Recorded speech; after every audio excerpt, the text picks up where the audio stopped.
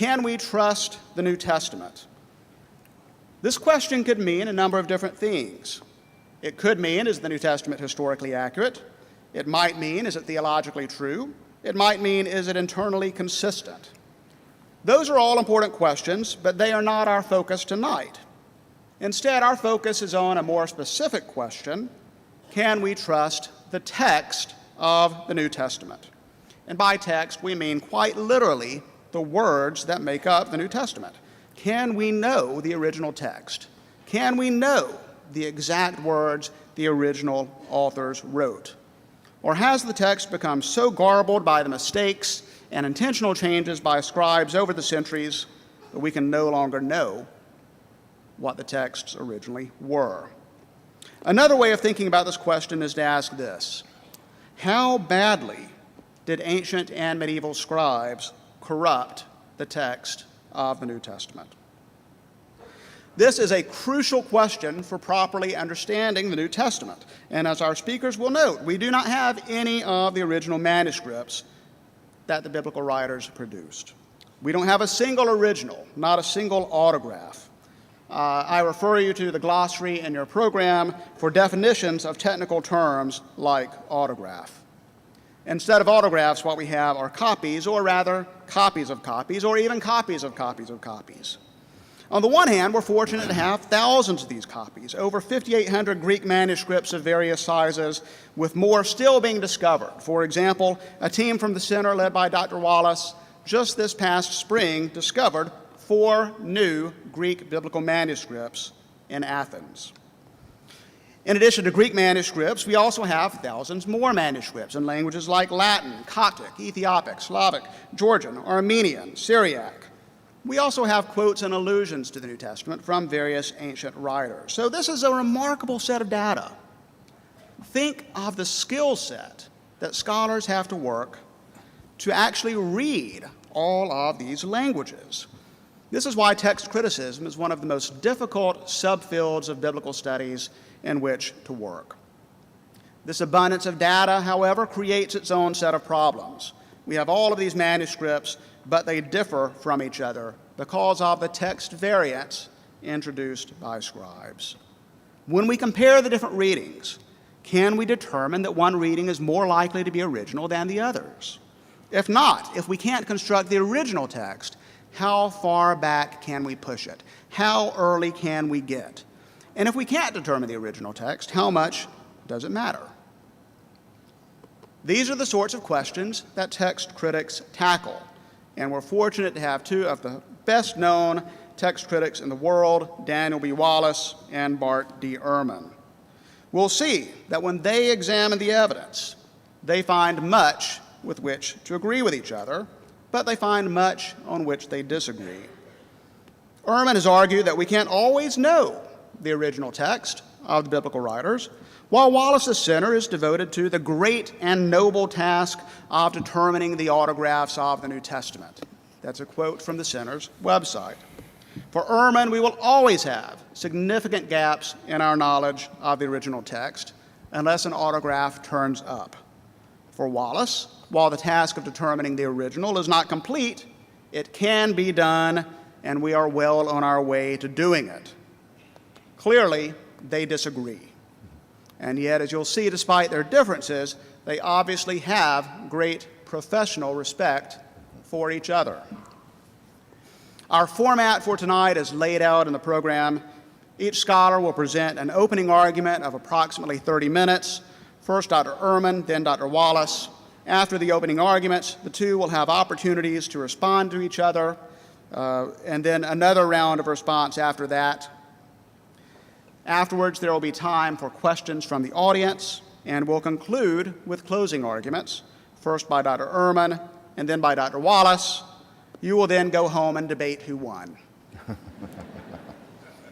I'll introduce each speaker before his opening argument, and now I'll begin.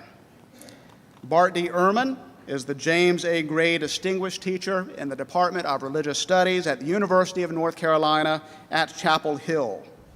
He earned his BA from Wheaton College, his Master of Divinity, and PhD from Princeton Theological Seminary, where he worked with famed text critic Bruce Metzger. After teaching for a few years at Rutgers University, he arrived at the University of North Carolina in 1988. Ehrman has lectured all over the world, but you don't have to leave home to listen to him. He's videotaped several lecture series through the Teaching Company. You may have encountered him on his numerous radio and television appearances on CNN and on shows like Fresh Air with Terry Gross, The Diane Rehm Show, The Daily Show with Jon Stewart, and even The Colbert Report, twice. Unfortunately, New Testament scholars by definition are unable to reach any level of cool, so nice try. Ehrman has authored, co-authored, or edited 26 books. That was yesterday's count. It may be outdated. Many of these have been enormously successful. At least 4 have made it onto the New York Times bestseller list, which never happens for biblical scholarship. In turning biblical scholarship into bestsellers, Dr. Ehrman has inadvertently proven that miracles do happen.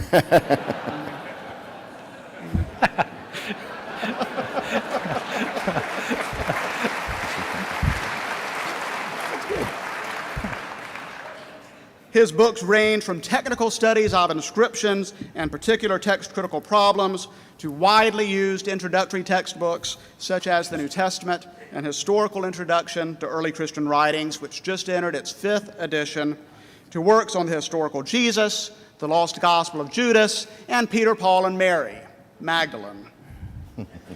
His most recent book, just out, is Forged, Writing in the Name of God, Why the Bible's Authors Are Not Who We Think They Are. For our purposes, I would like to highlight 3 other books. He's the co-author with the late Bruce Metzger of the 5th edition of the classic book, The Text of the New Testament, which is a standard reference for students and scholars alike. He also wrote The Orthodox Corruption of Scripture, the effect of early Christological controversies on the text of the New Testament, in which he argued that some of the changes scribes made to the biblical text were theologically motivated. He continues this same argument in the more popular level book, Misquoting Jesus, the story behind who changed the Bible and why, which is a very readable introduction to text criticism for those just beginning to learn about it. In short, he has thought quite a bit and written quite a lot on the issues under discussion tonight. Bart, we welcome you here tonight, and we ask, can we trust the text of the New Testament?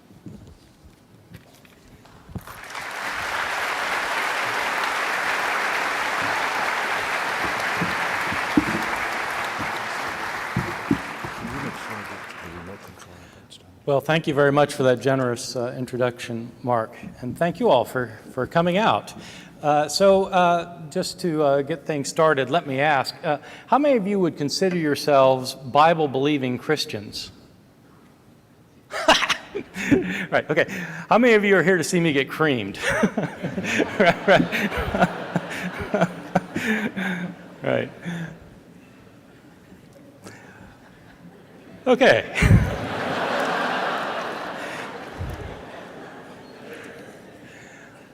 All right, so all I ask is that you approach it with an open mind.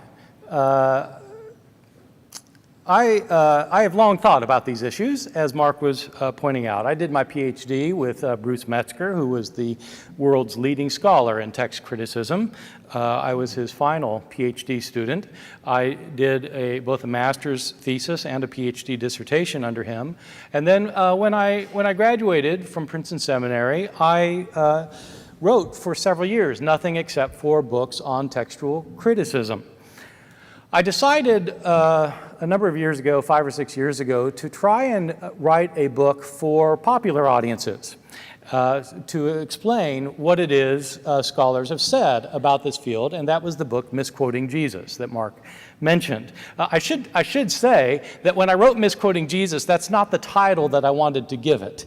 You may not know this, but scholars who write books for popular audiences usually don't give the titles to the book. They're not allowed to give the titles to the book, and it's not a title that I wanted. Actually, since the book deals with how the New Testament had been transmitted over the centuries by scribes who sometimes changed the text, my preferred title for the book was Lost in Transmission, which I thought was a pretty good title. My publisher, though, decided against it because they thought that in places like Texas, if we called it Lost in Transmission and somebody went to the Barnes & Noble and saw it on the shelf, they would assume that it was a book about NASCAR. I suggested that might improve sales.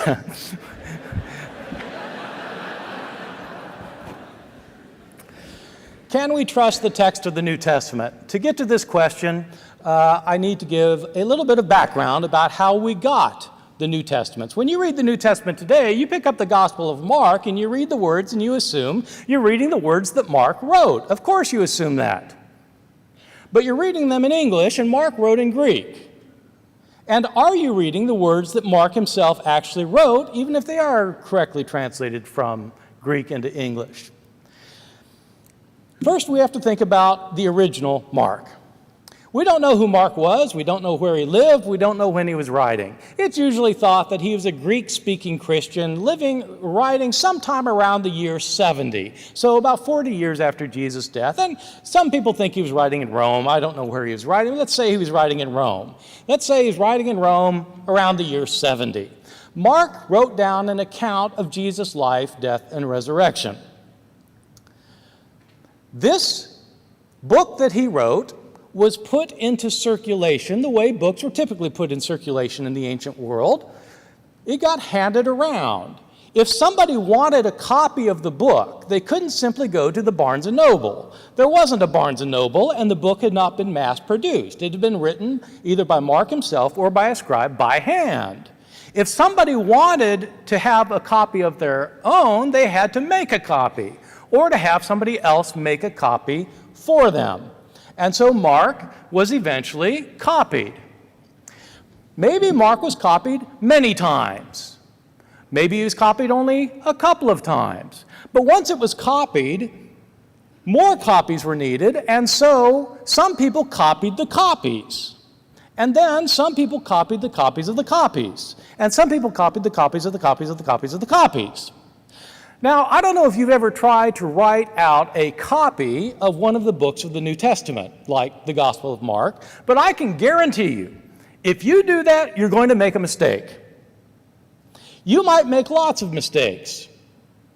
And you are much more highly educated and literate than the vast majority of early Christians. Mistakes happen when people copy texts. And the problem is, when somebody copies a text and makes a mistake, the next person who copies the copy replicates the mistakes of his predecessor. And he makes mistakes of his own. And then somebody comes along and copies that copy. And when they copy that copy, they replicate the mistakes of both of their predecessors, and they make their own mistakes. And then somebody copies that copy. And it goes on like that for year after year after year. The only time mistakes get corrected is when a scribe is copying a text and they realize, oh, this copy has a mistake. And they try to correct the mistake. But they don't know what the original said. They're just trying to make it right. It's possible that when somebody tries to correct a mistake, that they correct it incorrectly. In which case, you've got the original copy, you've got the mistake, and you've got the mistake and correction of the mistake. 3 forms of the text, and then somebody copies that form of the text. And it goes on like that. Month after month, year after year, decade after decade. And so you get copies of the copies of the copies. We don't have the original version of Mark. We don't have the book he wrote. We don't have the first copy made of Mark, or any of the first copies, or copies of the copies, and we don't have copies of the copies of the copies of Mark. Mark's book was copied for very many years before we have any copy. The first copy we have of Mark is a manuscript that scholars have called P45. Now, they call it P45 because it's written on papyrus, which was the ancient equivalent of paper. It was the writing material people used to use, and it's called P45 because this happens to be the 45th papyrus manuscript of the New Testament that was cataloged. And so it's called P45. This is what it looks like. This is one page of P45. You can see that it is not a complete page. As you can see, there are holes in the manuscript here and here, and some of the margin is missing here. But this is actually one of the best preserved pages of this manuscript, P45. P45 is not a complete manuscript of Mark. Obviously, there's some things missing on this particular page. It doesn't have anything from the first 3 chapters. It starts with chapter 4, this surviving fragment we have. It's not entire, it's just fragmentary. This copy has only 5 verses from Mark chapter 4, and then it has verses from the following 8 chapters. It goes from basically chapter 4 to chapter 12, so it doesn't have the last 4 chapters. It doesn't have the first 3 chapters, so it's missing the first 3, the last 4, and it has some bits of the stuff in between. This is our first copy of the Gospel of Mark that survived, except for small fragments. We have a small scrap or 2 here or there, but this is basically the first copy of any use to us. So it's our oldest copy, and it's usually dated to around the year 220 CE or AD 220. Now, if Mark was written in the year 70, that means this copy was made 150 years after the original, and it's our first copy. This kind of time gap is not unusual in the New Testament. This is the kind of time gap we're talking about for most of the books of the New Testament, not just the Gospel of Mark, for most of them. I'm just using Mark as an illustration. We don't have a complete copy of the Gospel of Mark until the middle of the 4th century. Until about the middle of the 4th century, 300 years of copying before we have a complete copy that survives. There were lots of copies made before this complete copy, and there were lots of copies made before P45. P45 is not a copy of the original Mark. It's a copy probably of a copy made a few years earlier, which was a copy of a copy made a few years earlier, which was a copy of a copy made a few years earlier, and so on and so on. There have been numerable stages between the original and our first copy. How many mistakes had crept into the text before we start getting copies? There's no way to know because we don't have earlier copies. These are the earliest. The first complete copy, 300 years after. How many intervening stages of copying was it? We simply don't know. We can't know because we don't have the manuscripts to tell us. This, again, is not simply true for the Gospel of Mark. It's true for all of the books of the New Testament. It seems like when you buy the New Testament that we know what's in it because you go to the bookstore and you buy a New Testament and, you go to another bookstore, you buy the New Testament. It's the same thing, but not in the ancient world. If you lived in Rome and you read a copy of Mark and then you went to Ephesus and read a copy of Mark, you might be reading 2 different copies with 2 different wordings of this passage or that passage. These copies are circulating throughout the Roman world. Wherever Christians were, they wanted copies of the Gospels. If you wanted a copy of the Gospel and you lived in Ephesus, but it was made in Rome, you had to make a copy in Rome and take it to Ephesus. And then you made a copy that was maybe a copy of the copy of the copy. So maybe you're making a copy of a copy that in fact had a lot of mistakes in it, but that's the copy you have now in Ephesus. And suppose somebody from Colossae wants a copy. So they come to Ephesus and they make a copy of this mistaken copy, and that's the gospel they have in Colossae.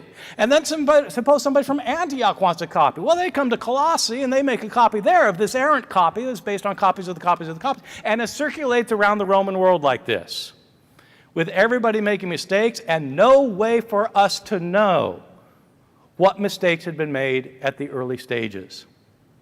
That's the problem we're confronted with the text of the New Testament. So, what can we say about our surviving copies? Well, the good news is we have lots of copies of the New Testament. We have lots more copies of the New Testament than for any other book in the ancient world. We have so many more copies than we have of Plato, or of Euripides, or of Homer, or of Aeschylus. Name your author. We have far more copies of the New Testament than any. So that's the good news. The bad news is we don't have any of the early copies. It's nice that we have copies from later centuries, but we don't have the copies that we want, which are the copies from the early centuries. What can we say about the ages of these copies? Well, the oldest copy of Mark is P45, which we looked at from the year 220. We have a fragment of a piece of the New Testament from almost 100 years earlier, maybe 100 years. It's hard to date these things. The way they date manuscripts is on the basis of handwriting analysis, basically. I mean, to simplify things, it's on the basis of handwriting analysis. There are scholars who are called paleographers who are able to look at a Greek manuscript and on the basis of the style of the handwriting tell you when it was written within about 50 years. Well, so we have this scrap called P52, the 52nd papyrus cataloged, which is a tiny scrap, probably from the early 2nd century, so maybe 180 years or 100 years before P45. It's a little credit card-sized fragment. It's about the size of a credit card, written on both front and back, that contains some parts of some verses from John chapter 18. The trial of Jesus before Pilate.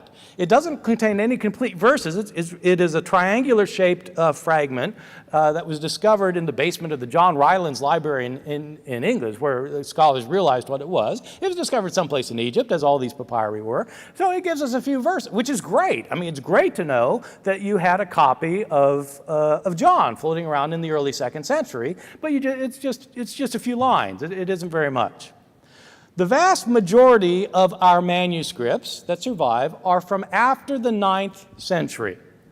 From after the 9th century. So if these books, if all the books of the New Testament are written in the 1st century, as almost everybody thinks, then we don't really start getting lots of copies until the 9th century. These 9th century manuscripts we have are abundant. We have thousands of manuscripts from the 9th century, the 10th century, 11th century, 12th century, and so forth. But that's not the problem. It's nice that we have these later manuscripts, but they're based on earlier manuscripts, which were based on earlier manuscripts, which were based on earlier manuscripts, and we don't know how good those manuscripts were. That's the problem. As a result of the copying practices, there are lots of mistakes found in our surviving copies. Lots of mistakes. In the year 1707, so long time ago, in the year 1707, there was a scholar at Oxford whose name was John Mill, who decided to publish an edition of the Greek New Testament, in which he had studied some Greek manuscripts that were available to him of the Greek New Testament. He studied 100 manuscripts. And he made a note of wherever these manuscripts had differences, where they disagreed with one another and how to word a sentence. He didn't note all the differences, just the ones that he thought were important. And so he made a note of all what he thought were the important differences in the manuscripts, and he then produced an edition of the Greek New Testament. At the top of the page, he wrote out a line or 2 or 3 or 5 of the Greek New Testament, and at the bottom of the page, he listed the places where he had found different readings, what we call variant readings.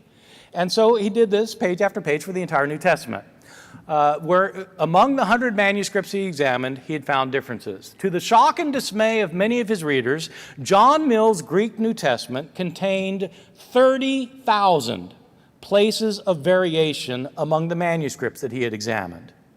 30,000 places where the manuscripts differed from one another. This really upset some people. There were people who claimed that John Mill was trying to render the text of the New Testament uncertain.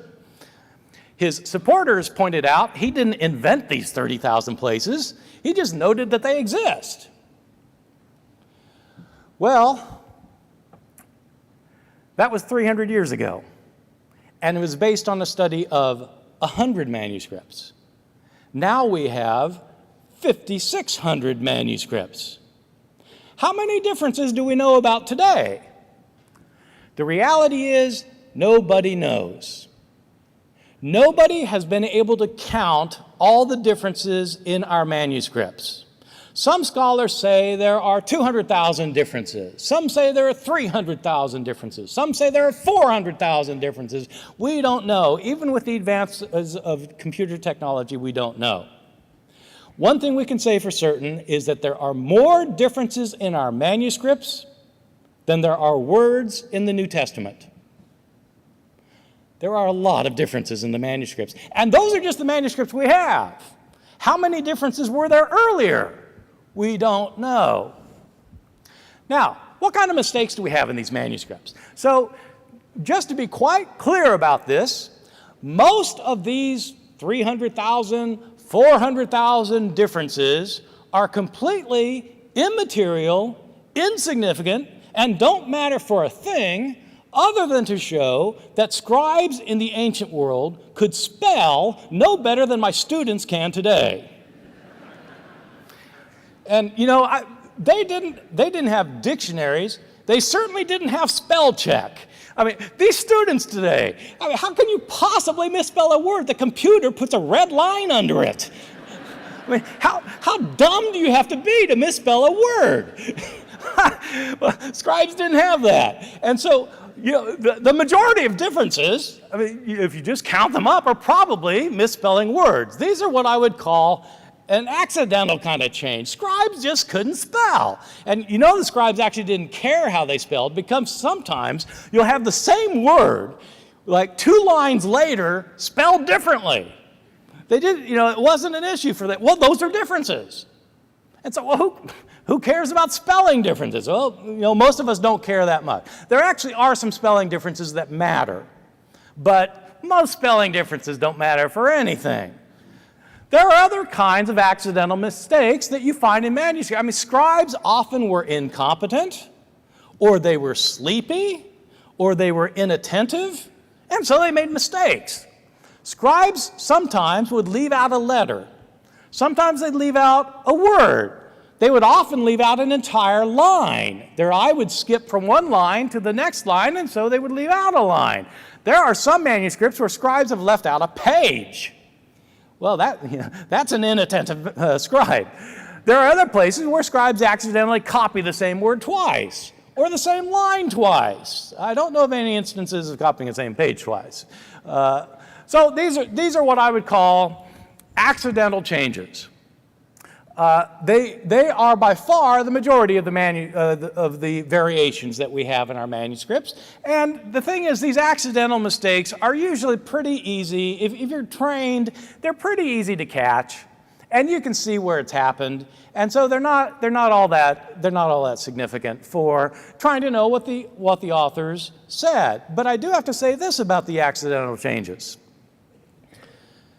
There probably were even more accidental changes in the years before we have surviving manuscripts. Now, my reason for thinking that is this.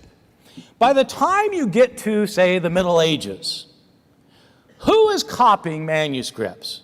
The people copying manuscripts in the Middle Ages are the highly educated, literate people who are monks in monasteries who are trained to copy manuscripts.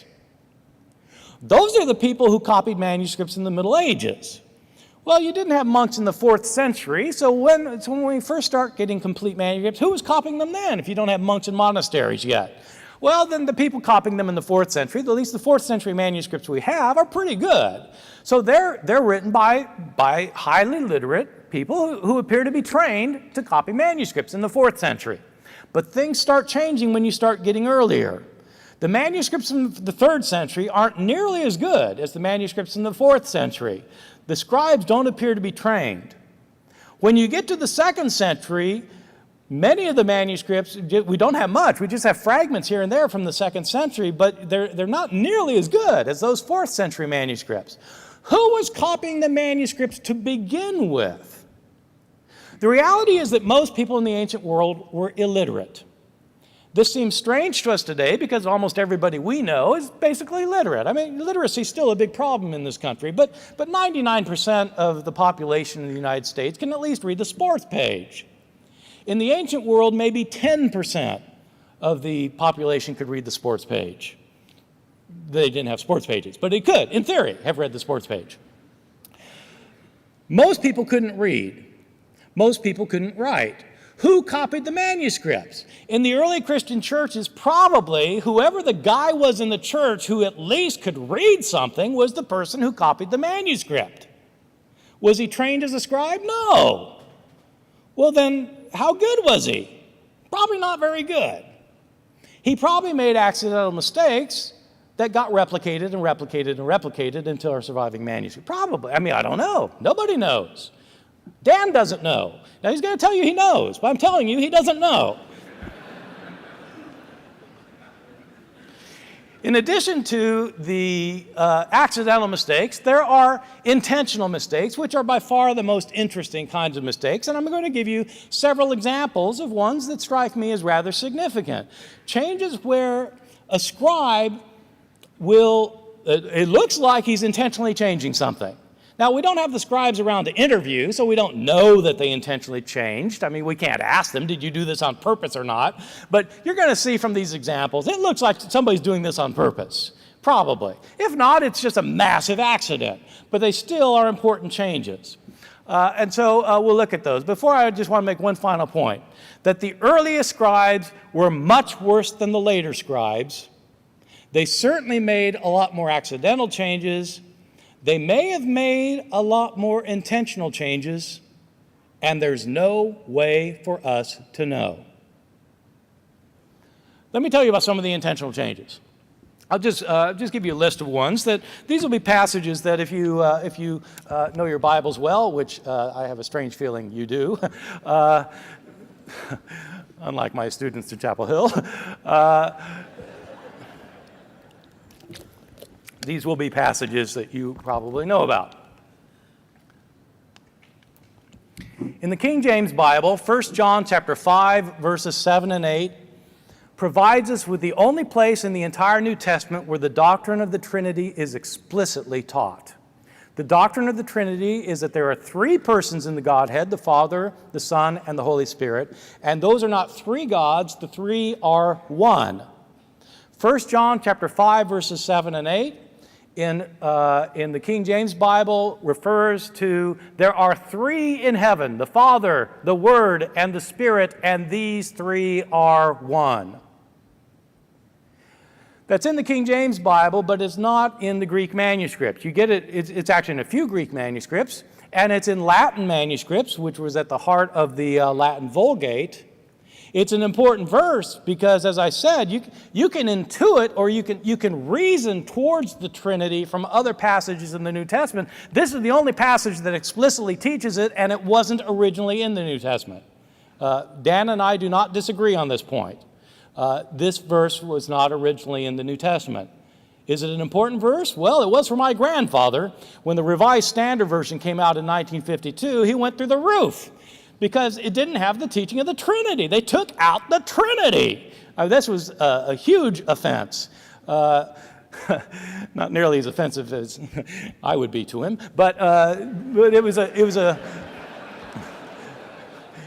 a huge offense. Well, it's a rather important matter whether this verse is in there or not.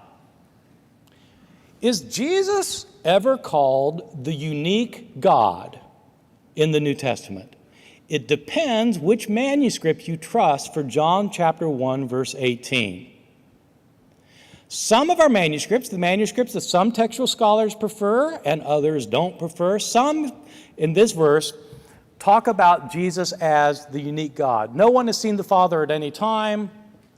The unique Son or the unique God who is in the bosom of the Father, that one has made him known. Is Jesus actually the unique God himself? Or is he the Son of God? Both are important, but it does matter whether Jesus is called God, the God, in the New Testament. Depends what you do with John chapter 1, verse 18. Does the Gospel of Luke teach a doctrine of atonement? The doctrine of atonement is that Christ's death is the death for sins. Luke, interestingly, changes a number of verses that he found in his predecessor, the Gospel of Mark, which talked about Jesus as an atonement for sins. Okay, so this is a little bit complicated, but everybody, most Bible scholars, I think most Bible scholars agree that Mark was the first gospel written and that Luke copied Mark for some of his stories, and he got stories from other sources. One of the verses in Mark is a very famous verse from Mark chapter 10. The Son of Man came not to be served, but to serve and to give his life as a ransom for many. This is a verse that Luke excluded when he gave his account of Jesus' life. He doesn't include that verse for whatever reason. It is striking that the only place where Luke's ideas about Jesus' death indicate that his death was an atonement for sins is in the passage Luke 22, verses 19 and 20, where Jesus it's at the Last Supper. Jesus, in Luke's gospel, Jesus first gives the cup before he gives the bread. This is the cup of the new covenant, etc. Then he gives the bread. This is my body broken. And then, in some manuscripts, it doesn't just say, this is my body that's been broken. It says, this is my body that has been broken for you. And then it goes on to say, this cup is the covenant of my blood, which is shed for you. The death of Jesus for the sake of others, which is otherwise missing in Luke. And you say, well, so what if it's missing in Luke? It's in Matthew. Okay, but does it matter what Luke says or not? You say, no, it doesn't matter. It just matters what Matthew says. Really?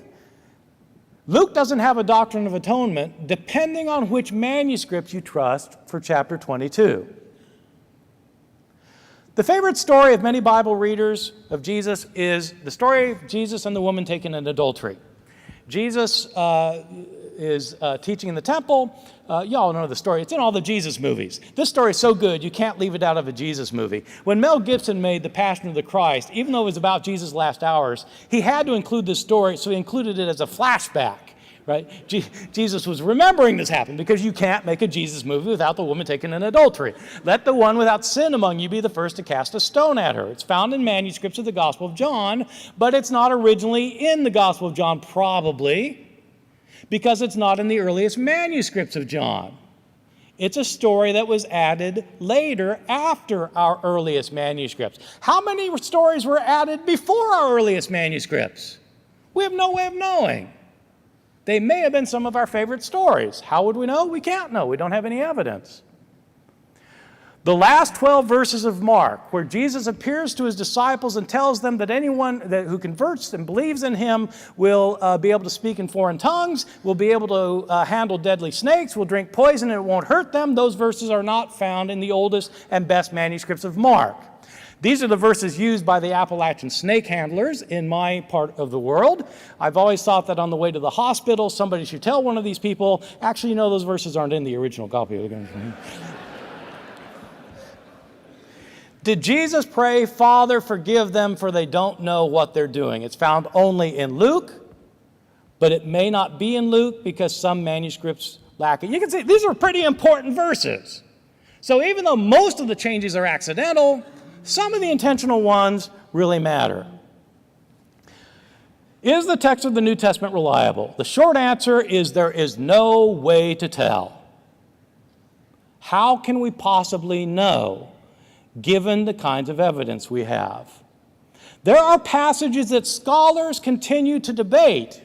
Scholars disagree on this verse or that verse, sometimes important verses. They debate because we can't know.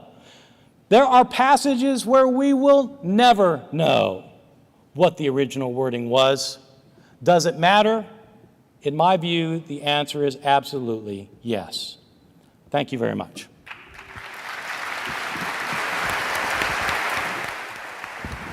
Thank you very much, Dr. Ehrman. Our second speaker is Dr. Daniel B. Wallace. As I noted earlier, Dr. Wallace is a professor of New Testament studies at Dallas Theological Seminary and the founder and executive director of the Center for the Study of New Testament Manuscripts.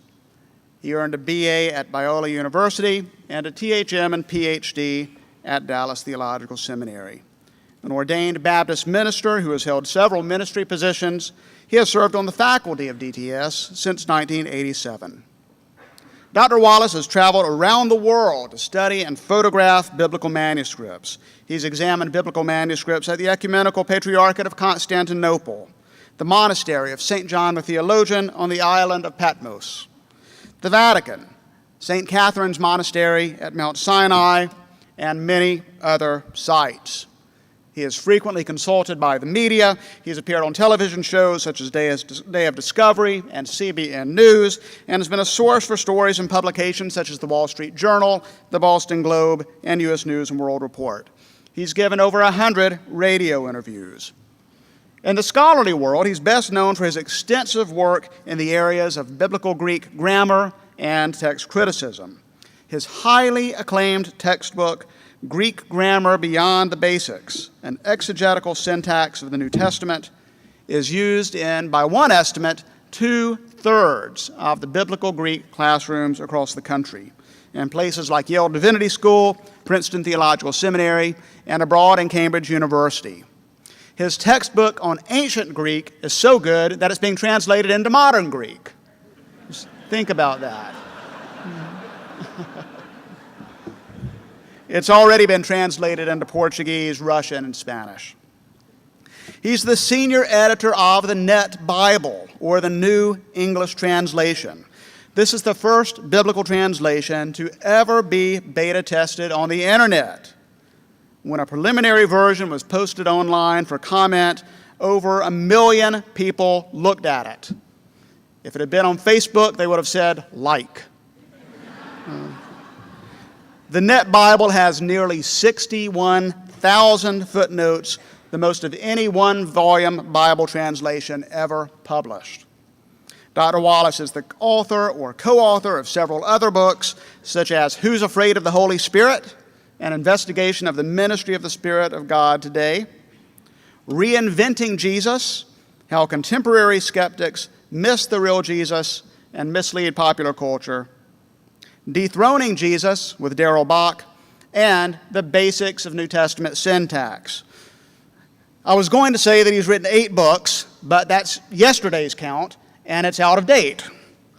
His newest book is being released for the first time tonight, Revisiting the Corruption of the New Testament. That title sounds familiar. Revisiting the Corruption of the New Testament, Manuscript, Patristic, and Apocryphal Evidence, released for the first time tonight. In short, Dr. Wallace has thought quite a bit and written quite a lot about the issues under discussion tonight. Dan, welcome to SMU, and let me ask, can we trust the text of the New Testament?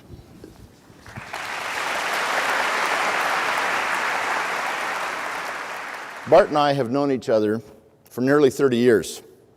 He's had a stellar career in New Testament studies, especially in the field of textual criticism. I have the highest respect for his scholarship, and more than that, I've come to marvel at his quick wit, his impressive rhetoric, and clear communication skills. So I want to begin by saying that I'm deeply honored to share the stage with him tonight.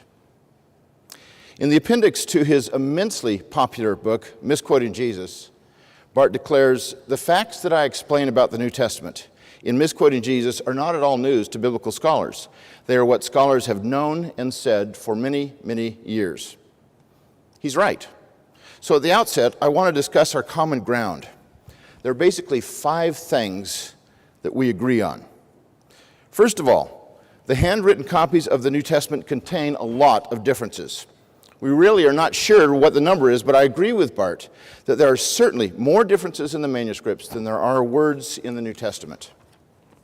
Secondly, the overwhelming majority of these differences affects virtually nothing. Third, we agree on what we think the wording of the earliest form of the text is, what I will call the autographic, or less accurately but more familiar to you, the original text.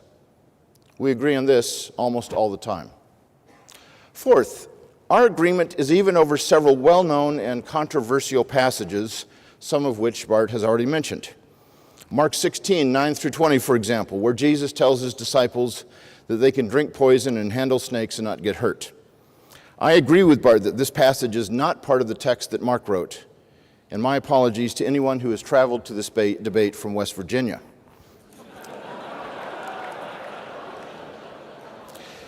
We both agree that the story of the woman caught in adultery was not part of the authentic text of John. This passage has more emotional baggage for it than any other, but it has been the pursuit of truth that has led scholars to the near consensus that these 12 verses have no places in the autographic text of John or of any of the four Gospels.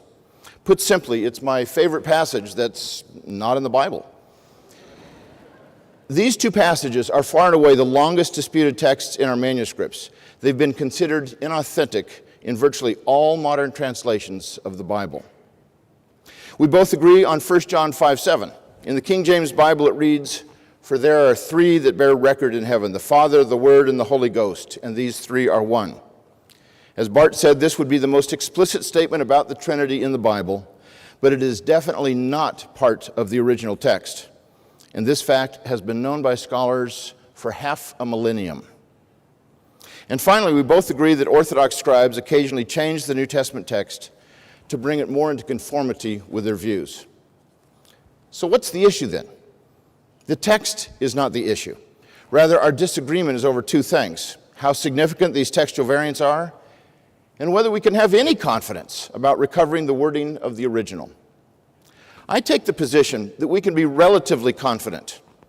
I believe that the wording of the originals is not lost, but can be located in the manuscripts. But the question about how certain we can be that we have found it is an entirely different matter. I will also argue that although scribes changed the wording of the text for all sorts of reasons, they were unsuccessful in eradicating the wording of the original. It was both Orthodox scribes and unorthodox who tampered with the text. But how can we be sure that the original wording has not been erased from history, obliterated from all records? Exhibit A is Bart Ehrman's magnificent scholarly tome, The Orthodox Corruption of Scripture. In order for him to locate scribal tampering with the text, he has to know what text has been tampered with. And nowhere in the book does he say the original wording is gone, or we don't have a clue what the autographs say. Just the opposite. Virtually every one of the 300 pages in this book assumes that the autographic wording can be found among the manuscripts, and what's more, that Bart has found it. Well, let me begin with a couple of attitudes that rational people need to avoid. The first is absolute certainty, and the second is total despair or complete skepticism. On the one side are King James only advocates. They're absolutely certain that the King James Bible in every place exactly represents the original text. I've actually heard them say, if the King James Bible was good enough for St. Paul, it's good enough for me. And I think that was with a West Virginia accent, too. But this attitude is also one that many church-going, Bible-believing Christians embrace without realizing that their modern translations change with each new edition. On the other side are a few radical scholars who are so skeptical that no piece of data, no hard fact is safe in their hands. It all turns to putty because all views are created equal. If everything is equally possible, then no view is more probable than any other. And their mantra is, we really don't know what the New Testament originally said, since we no longer possess the originals, and since there could have been tremendous tampering with the text before our existing copies were produced. Such skepticism over recovering the original wording of the New Testament flies in the face of both reason and empirical evidence. These two attitudes, absolute certainty and radical skepticism, are like driving on the mountain roads in Greece, which I have done plenty of times. Drive too far to the left and you'll have a head-on collision with a tourist bus. Drive too far to the right and you will end up flying over the cliff where the guardrail should have been. Rational people recognize that both extremes result in disaster and that the only proper course is one of moderation. There are also four questions that we need to address tonight. How many scribal changes are there, for example? What kinds of textual variants are there? What theological beliefs depend on textually suspect passages? And finally, the bottom line is, can we recover the wording of the original text? I'm going to spend the majority of my time on the first question, the number of differences.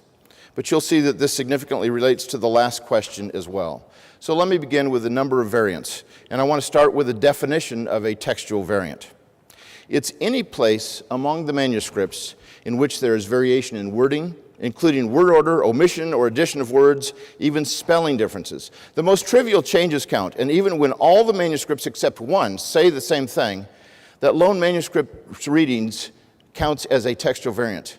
And if 1,000 manuscripts read Jesus in one place and another 1,000 read instead Christ, that also counts as only one variant. The best estimate is that there are between 300,000 and 400,000 textual variants among the manuscripts. And yet there are only about 140,000 words in the New Testament. Now, if this were the only piece of data we had, it would discourage anyone from attempting to recover the wording of the autographs. But that's not the whole story. The reason that we have a lot of variants is that we have a lot of manuscripts. It's simple, really. No classical Greek or Latin text has nearly as many variants because they don't have nearly as many manuscripts. If there were only one copy of the New Testament in existence, it would have 0 variants. Yet several ancient authors have only one copy of their writings in existence, and sometimes that lone copy is not produced for more than a millennium. But a lone late manuscript would hardly give us confidence that that single manuscript duplicated the wording of the original in every respect.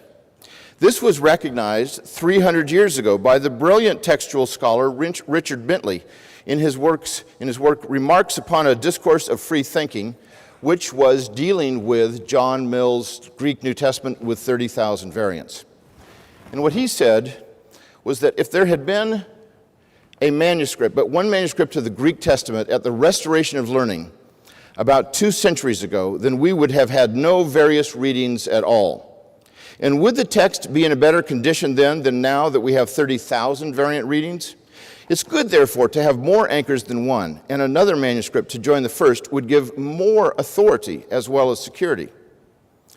Bentley penned those comments in 1713 when only 100 Greek New Testament manuscripts had been examined. Today, in Greek alone, we have more than 5,600 manuscripts. Now, many of these are fragmentary, especially the older ones, but the average Greek New Testament manuscript is over 450 pages long. Altogether, there are more than 2.5 million pages of text, which we know quite well at CSNTM because we're trying to photograph all of them, leaving hundreds of witnesses for every book of the New Testament. And Bentley was right. The Greek New Testament of his day has about 5,000 differences from the critically reconstructed New Testament of today. As more and more manuscripts have come to light, we're getting closer and closer to the wording of the autographs. Now, it's not just the Greek manuscripts that count. The New Testament was early on translated into a variety of languages: Latin, Coptic, Syriac, Old Church Slavonic, the list goes on. There are about 10,000 Latin manuscripts of the New Testament alone. No one really knows the number of all these ancient versions, but the best estimates are certainly more than 5,000, plus the 10,000 or so in Latin. Altogether, we have at least 20,000 handwritten manuscripts of the New Testament in various languages. Now, if someone were to destroy all those manuscripts, we would still not be left without a witness. And that's because church fathers wrote commentaries on the New Testament, and they did not have the gift of brevity. To date, approximately 1 million quotations of the New Testament by the fathers have been recorded. If all other sources for our knowledge of the text of the New Testament were destroyed, the patristic quotations would be sufficient alone for reconstruction of practically the entire New Testament, wrote Bruce Metzger and Bart Ehrman. Far more important than the numbers is the date of the manuscripts. How many manuscripts do we have in the first century after the completion of the New Testament? How many in the second, the third?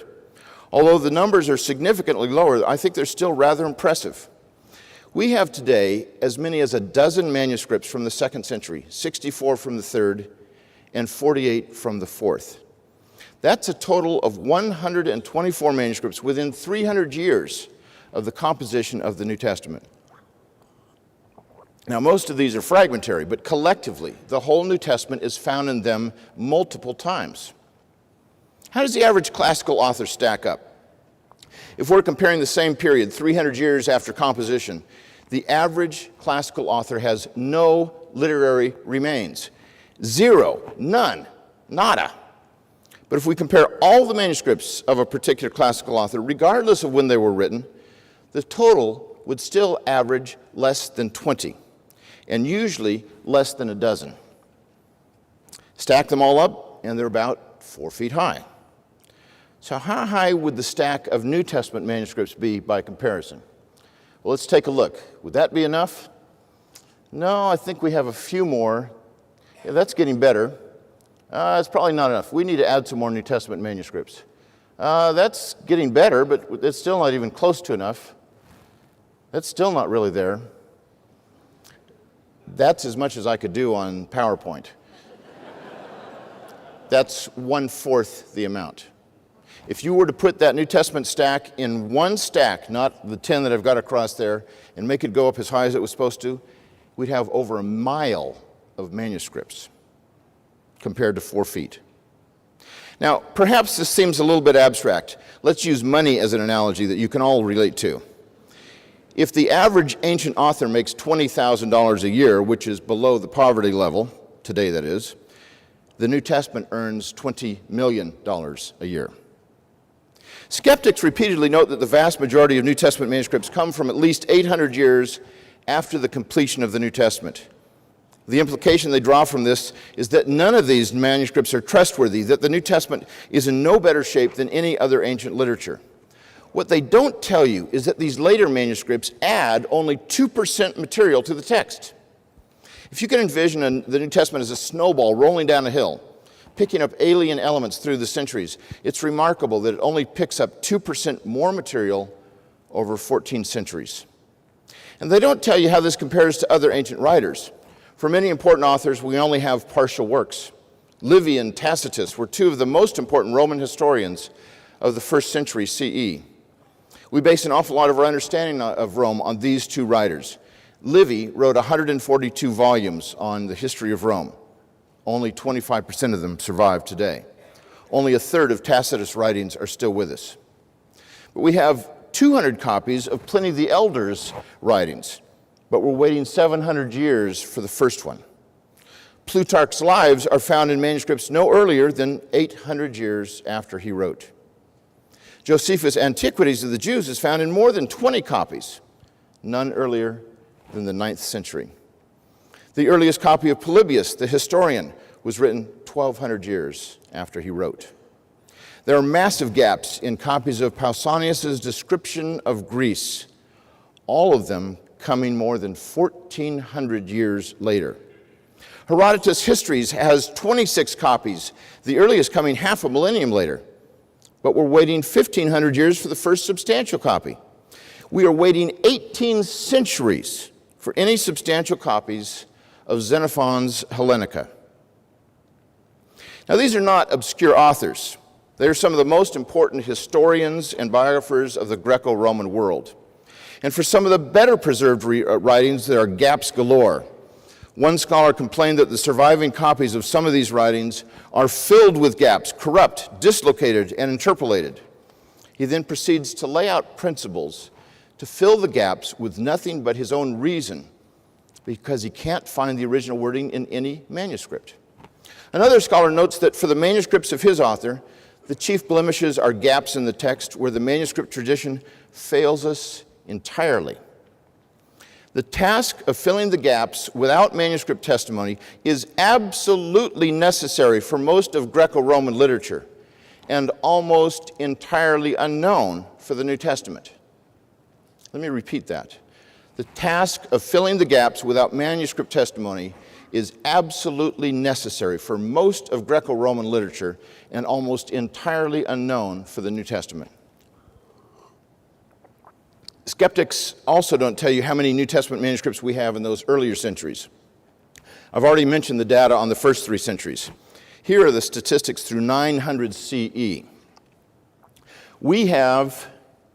Here are the statistics for the 900 CE. We have at least 3 times more New Testament manuscripts today within the first 200 years than the average Greco-Roman author has in 2,000 years. Although only 10% of the Greek New Testament manuscripts were copied before 900, that's still more than 500 manuscripts. To argue that we don't have very many New Testament manuscripts from the early centuries is only true in relation to later New Testament manuscripts, not to anything else in the ancient world. Even J.K. Elliott, a meticulous New Testament textual critic who happens to be a non-Christian, correctly notes, "We have many manuscripts." He noted some other things too, but not that.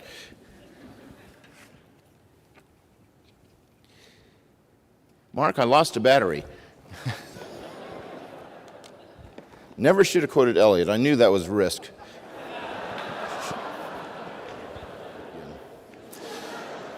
Well, Bart is right, however, that New Testament scholars have a serious problem on their hands, but it's not the problem that plagues Greco-Roman scholars.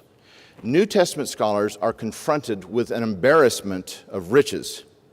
If we have doubts about what the original New Testament said, those doubts would have to be multiplied at least 1,000-fold for the average classical author. Now think about that. Are the skeptics really going to say that they have no idea what Plato or Demosthenes or Suetonius wrote? If they apply their skepticism of the New Testament text to the rest of Greco-Roman literature, then we might as well kiss all our ancient history books goodbye, because we would know next to nothing about the Caesars, Alexander the Great, Cicero, Plato, the glory that was Rome, or millions of other facts that these ancient manuscripts tell us. Our modern democracy, medical ethics, mathematics would all be eradicated. And most importantly, Russell Crowe could never have played the lead role in Gladiator.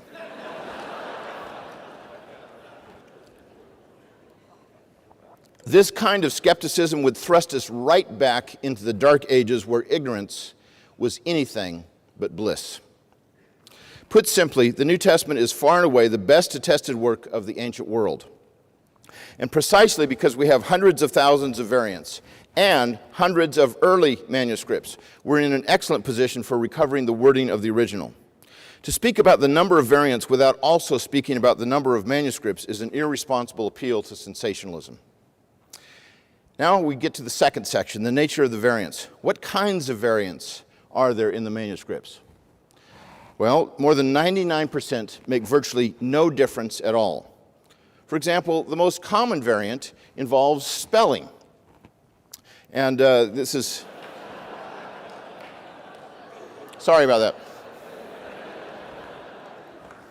Spent a little time at TCU today.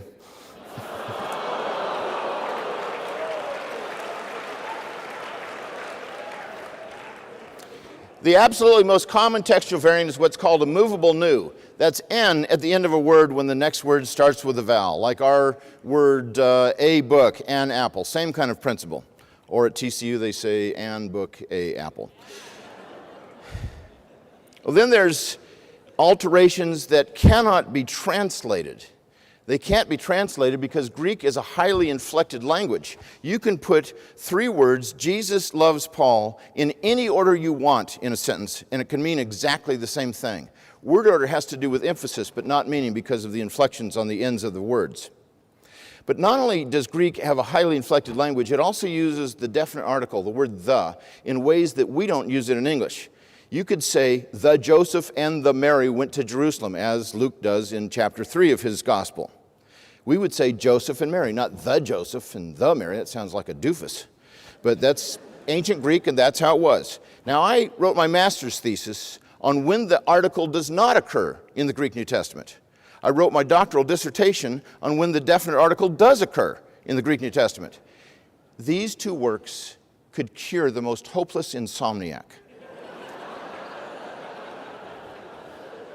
And I still don't know why the is used with proper names. It may be significant, and it's a lot of textual problems that have that, but it's not that significant.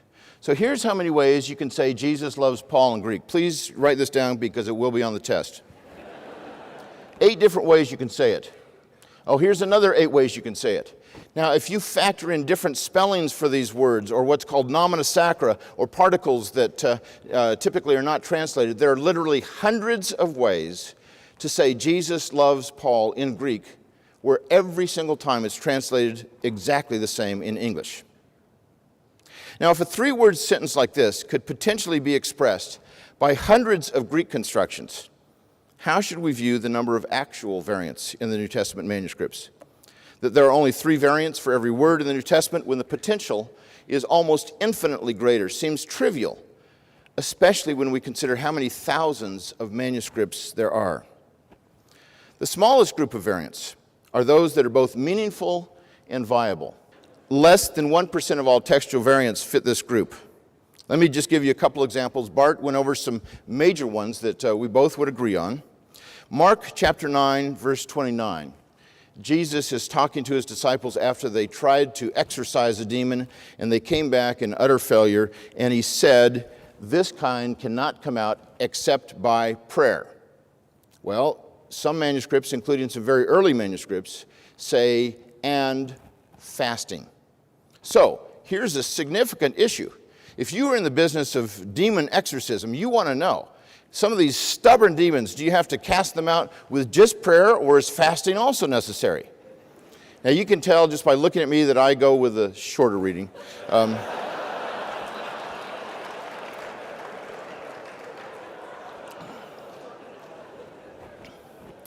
Then there's Revelation chapter 13, verse 18. This is a verse everybody knows. We all know that the number of the beast is 666. Ask anybody at SMU, what's the number of the Antichrist? 666. They don't even need to wake up to tell you that. Well, not so fast. In the 1840s, a German scholar went to Paris to decipher a manuscript that it was extraordinarily difficult to read. And it took him almost 2 years to work through the entire thing. But he got to Revelation 13:18, and he noticed that in this manuscript it said 616 was the number of the beast. Now, most scholars think that 666 is the number of the beast and 616 is the neighbor of the beast. He just lives a few doors down, I guess. But then at the end of the 20th century at Oxford University, they discovered another fragment, a papyrus, that happens to be the oldest fragment of this particular passage. The one that Constantine von Tischendorf discovered or deciphered in Paris was our second most important manuscript for Revelation. The one at Oxford, our oldest for this particular chapter. Those two manuscripts may well tell us what the original wording is for this particular passage. Now, is it important? Yes, I think it's extraordinarily important, especially if it gets into modern English translations, because if you start having 616 as the number of the beast, it will send about 7 tons of popular Christian literature to the flames.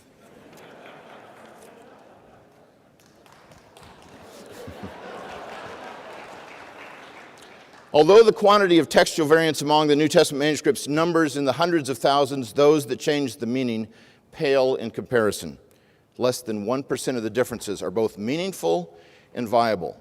There are still hundreds of texts that are in dispute. I don't want to give the impression that textual criticism is merely a mopping up job nowadays, that all but a handful of problems have been resolved. That's not the case. There are hundreds of passages whose interpretation depends to some degree on which reading is followed. Well, finally, or next to last, we ask the question, what theological beliefs depend on textually suspect passages? In the appendix to Misquoting Jesus, there is a Q&A section. The most telling question asked of Bart is this: why do you believe that these core tenets of Christian orthodoxy to be in jeopardy based on the scribal errors you discovered in the biblical manuscripts? Now, Bart's response may surprise you. Essential Christian beliefs are not affected by textual variants in the manuscript tradition of the New Testament. Suffice it to say that viable textual variants that disturb essential Christian beliefs found in the New Testament have not yet been produced. And finally, the bottom line: can we recover the wording of the autographs? I offer 4 arguments briefly that we can be relatively certain that we can recover the wording of the autographs. And first is a nice little quotation from Bart that I want to begin with, which he's mentioned already. Not only do we not have the originals, we don't have the first copies of the originals. We don't even have copies of the copies of the originals, or copies of the copies of the copies of the originals. You could probably put that to a tune. I like it. Well, first of all, this is probably true, but we really can't be certain about it. We can't be dogmatic if that's the case. But let's assume that it's true, but if it is, it's not the whole truth. The impression one gets from this statement is that the transmission of the New Testament is like the telephone game. It's a game that every child knows. You whisper something into somebody's ear, it goes down through 10 or 12 people, and then that last person spits it out to the whole crowd, and everybody laughs because the message got totally garbled. There's absolutely no motivation to get it right. But copying of New Testament manuscripts is hardly like this parlor game. First of all, the message is passed on in writing, not just orally. Secondly, textual critics do not rely on just the last person, but can examine the work of several scribes who are closer to the original source. Third, patristic writers are commenting on the text as it's going through its transmissional history. And when there are chronological gaps among the manuscripts, and we have quite a few, these writers often fill in those gaps by telling us what the text said in that place in their day. And finally, in the telephone game, once the story is told by one person, that individual has nothing else to do with it. It's out of his or her hands. But the original New Testament books were almost surely copied more than once and probably several times. And they were probably consulted even after a few generations of copies had already been produced. My second argument is that Barth speaks of the first 200 years of copying as uncontrolled, giving the impression that all manuscripts of this era were riddled with mistakes, both unintentional and intentional. The scribes, it seems, were undisciplined and wild, freely adding or subtracting words whenever they wanted to. But this is not the whole story. The standard introduction to New Testament textual criticism puts things in perspective. It would be a mistake to think that the uncontrolled copying practices that led to the formation of the Western textual tradition were followed everywhere that texts were reproduced in the Roman Empire. In particular, there's solid evidence that in at least one major see of early Christendom, the city of Alexandria, there was conscious and conscientious control exercised in the copying of the books of the New Testament. Textual witnesses connected to Alexandria attest a high quality of textual transmission from the earliest times. It was there that a very ancient line of text was copied and preserved. These words are found in the 4th edition of the Text of the New Testament by Bruce Metzger and Bart Ehrman. Now, we can illustrate the quality of the Alexandrian manuscripts with two manuscripts that Bart and I would both agree are two of the very best New Testament manuscripts we have, if not the two best. Papyrus 75 and Codex Vaticanus, also known as B. Their agreement is higher than that of any other two early manuscripts. P75 is 100 to 150 years older than B, and yet it is not an ancestor of B. Instead, B copied from an earlier common ancestor that both B and P75 were related to. The combination of both of these manuscripts in a particular reading goes back most likely to early in the 2nd century. And third, the standard Greek New Testament in use today is known as the Nestle Aland text. It not only produces what the editors believe is the wording of the original New Testament, but also lists tens of thousands of variants. Here's a picture of the text. They list 116 places where scholars over the centuries have thought that none of the Greek manuscripts have the original wording. If the manuscripts were so corrupt from very early times, then we would have a terribly corrupt text where we wouldn't have a clue what the original wording was in hundreds and hundreds of places. There's 116 that the editors list. They accept only one: the addition of a single letter to the end of a word in Acts 16:12. And yet two of the editors, Kurt Aland and Bruce Metzger, felt that even in that one place, the original wording was to be found among the manuscripts. What Aland and Metzger were arguing is that when it comes to the wording of the New Testament, it can be found either above the line or below the line in the Nestle Aland text. In other words, the autographic text is found in A, B, or C, never none of the above. Finally, we can say even more. The vast majority of New Testament scholars believe that the wording of the autographs is not only recoverable, but that we have recovered it in most places. Total skepticism is uncalled for. In Exhibit A are Barth's many books on the New Testament. In these books, he presupposes knowledge of the wording of the autographs. Here are just some of the titles that you can see. Notice, Orthodox corruption of Scripture, misquoting Jesus. The text of the New Testament, its transmission, corruption, and restoration. and forged, writing in the name of God, why the Bible's authors are not who we think they are. Take just the last book, published earlier this year, as an illustration. In Forged, Barth argues that Paul did not write 1 Timothy, 2 Timothy, or Titus, collectively known as the pastoral epistles. One of his arguments is that the vocabulary of these letters is not the same as what we find in Paul's authentic letters. Now, in order for him to make that claim, he has to know what the words are in Paul's other letters, as well as what the words are in the pastoral letters. Regardless of what some of us may think about his argument in Forged, this book simply could not have been written unless Barth was sure about the wording of the original text in almost every place. And the same is true for all his books on the New Testament. Is what we have now what the New Testament authors wrote nearly 2,000 years ago? It almost certainly is in all essentials. Even in most particulars, we can be relatively sure. To be uber skeptical about this in the face of the mountain of evidence is to take a leap of faith where the guardrail should have been. It is far more reasonable to be relatively sure that we can recover the wording of the original New Testament text than to be radically skeptical about the entire endeavor. Thank you for your attention.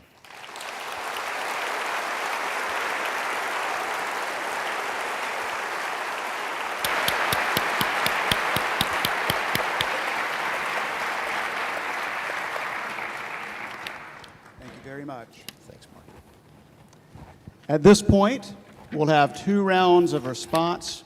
Professor Ehrman will have a chance to respond and raise questions, followed by Dr. Wallace, followed by Dr. Ehrman, followed by Dr. Wallace. Each round of response will last for approximately 5 or 6 minutes. And Bart, we'll begin with you. Thank you very much, and thank you, Dan, for that very informative and hilarious presentation. It's a very impressive statement. I think Dallas is well served to have such a competent textual critic in its midst. 2 things struck me about Dan's presentation.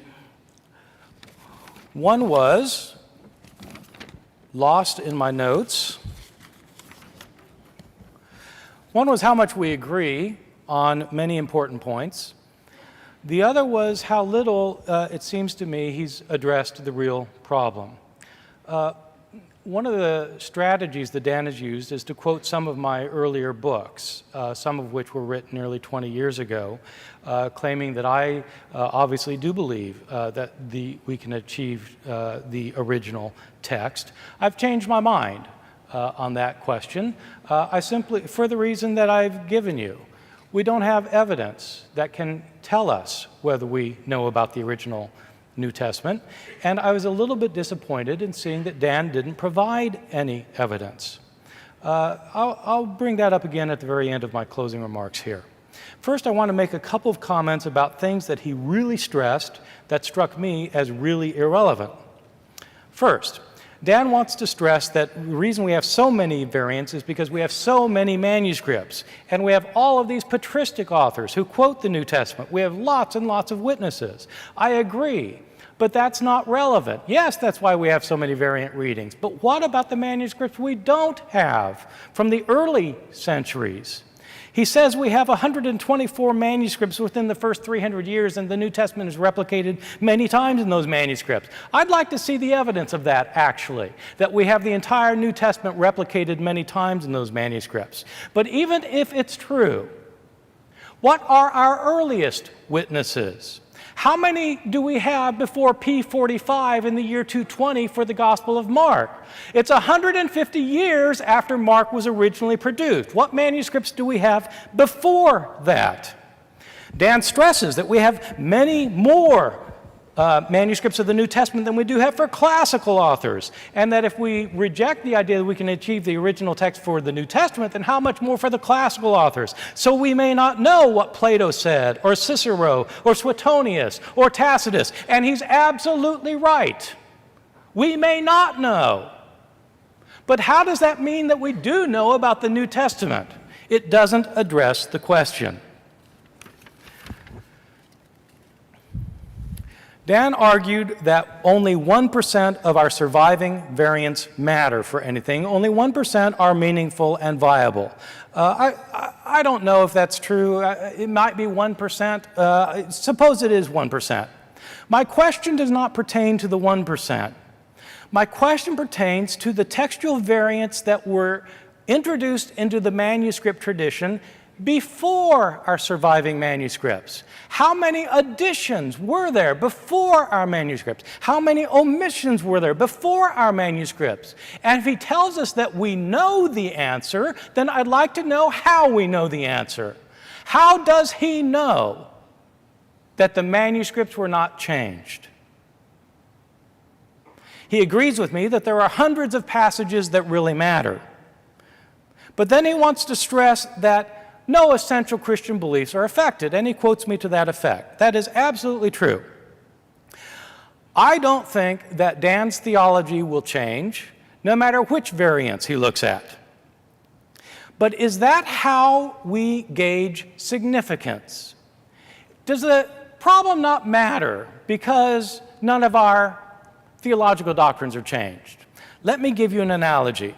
Suppose tomorrow morning we woke up and it turned out that in every Bible throughout the entire world, there was no longer to be found the Gospel of Mark, Paul's letter to the Philippians, or the book of 1 Peter. Which doctrines of the Christian faith would be affected by the loss of those three books? Not a single doctrine. Would it be significant? Yes, it'd be significant. It'd be hugely significant. Significance does not ride on whether essential beliefs are affected. Dan closed his talk by talking about whether we can recover the autographs, and to my thinking, he has not satisfactorily answered the question, and so I'd like him to try again. How do we know that the text was not changed significantly before our earliest surviving manuscripts? What is our basis of knowledge for that? I would like him to address that question, and let me make it more specific. How do we know that our surviving manuscripts were copied from accurate copies instead of thoroughly erroneous ones? I'm not asking whether the later manuscripts after the year 900 were accurately copying their predecessors. How do we know that our earliest copies were preserving accurate copies of accurate copies? How do we know that? Dan also says that 99% of our surviving variant readings are insignificant, and so my question is, how many significant variants were created before our surviving manuscripts? And how do you know? If you don't know, then how can you say that we can trust the text of the New Testament? Thank you very much.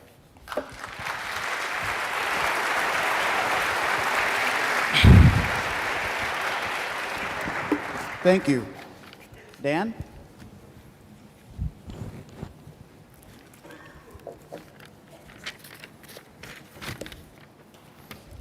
Again, Bart, I thank you for your great questions, which I will perhaps try to answer maybe later. Because I had questions about your presentation as well. You said, for example, maybe Mark was copied only a couple of times. That kind of a scenario for the copying of these manuscripts is absolutely vital for you to come up with the idea that the manuscripts could have been changed multiple times before we get to any of our copies at all. And yet we see that Paul asks that his letters get circulated to various churches, and so people were making copies of his letters. We see that Matthew and Luke both used Mark. And consequently, it must have been copied a couple of times, at least, just for them to use it. It's rather doubtful to suppose that these books, most of them, probably even some of them, were not copied multiple times from the original manuscript itself. In your book, Misquoting Jesus, you said that 1 Thessalonians may have been read so many times that it simply wore out and deteriorated. You didn't say that it could have been read and copied so many times that it wore out and deteriorated. So I give my evidence again. It is not proof. And I'm not the one who says that I know something. You're the one who says that you know that you can't know. I'm the one who's saying, I think we have probability on our side. And we have good reason to come to grips with this. And you can compare this with the Greco-Roman literature and recognize that the New Testament itself is in much, much better shape than those other documents in terms of giving us what the text of the church believed in. And then you have the early church apostolic fathers and other groups that write about this stuff, and the patristic writers that are commenting on the text, early versions, some of which go back to the 2nd or 3rd century, and then they take on a life of their own that's no longer intersecting with the Greek text. Those become, in a sense, an early manuscript that we can look at. One of the problems you've got in your presentation, I think, is you want to say we don't know what the errors were that were created. It went all over the map. Well, if it went all over the map, we would have such incredible chaos. How in the world could those manuscripts have been utterly destroyed so that all we have left are those that seem to fit into orthodoxy as far as what you even confessed, that no essential belief of the Christian faith is affected by any of our extant manuscripts? You also said the earliest scribes made a number of mistakes in their copies and that they were, in fact, the worst scribes we have. I'd like to ask you how you know that. Our earliest scribes, we have as many as 12 manuscripts from the 2nd century. And by the way, you asked about how many we have in terms of a multiplicity of that, and you've asked before, what's my basis for that information? The Kurzgefasste says that there are 10 manuscripts from the 2nd century or on the cusp of the 2nd and 3rd century. And Eldon Epp, in one of his recent articles, actually added one more. He went to 11. I've looked at what T.C. Skeet has said about some of these things. Comfort and Barrett, I think they go way too liberal in terms of giving an early date for the manuscripts, but I've added one more. My number is less than what many people would have. It's one more than what Eldon Epp has.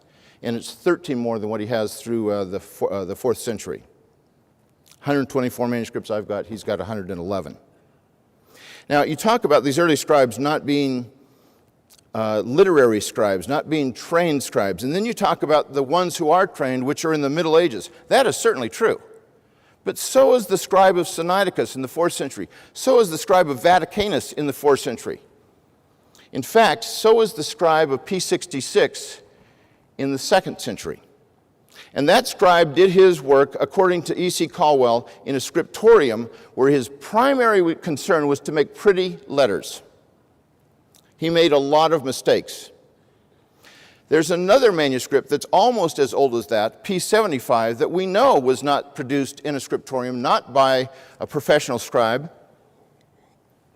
It looks like chicken scratches almost. It's legible, but it's certainly not pretty. But that scribe copied out his manuscript one letter at a time.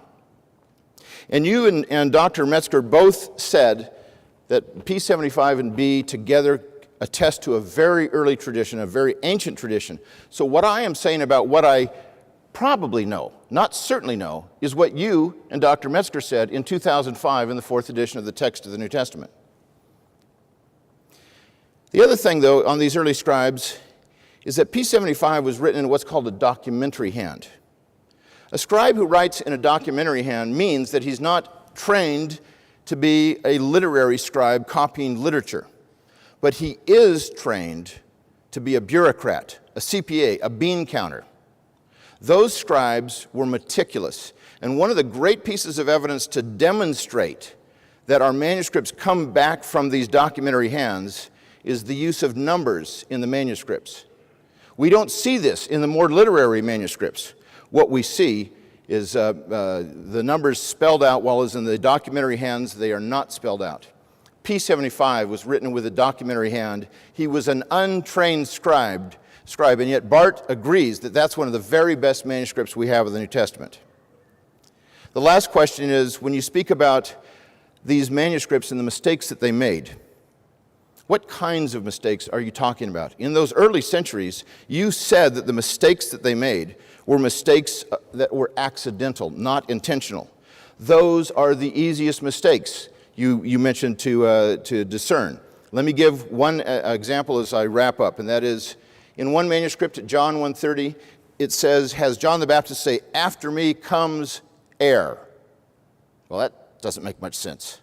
The Greek word that he miswrote was aner, which means man. After me comes a man. Now that's a nonsense reading, but I think the next scribe would know, hey, this must mean aner, after me comes a man, speaking about Jesus. Now, if you don't believe that Jesus ever existed, you would not call that a nonsense error. After me comes error, Jesus didn't exist as far as you're concerned. But I think it is a nonsense error and easily corrected by the next scribe. Thank you. Thank you.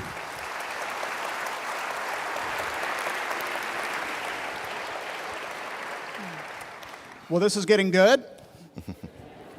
We'll have one more round of debate. Bart, it's your turn. Okay, thank you very much. So I'm looking forward to Dan's answers to my questions.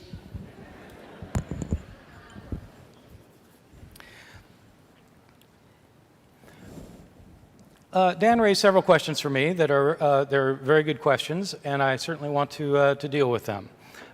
Dan raises the question, how do I know that Mark was only copied a couple of times? That's his first question to me, and I don't know.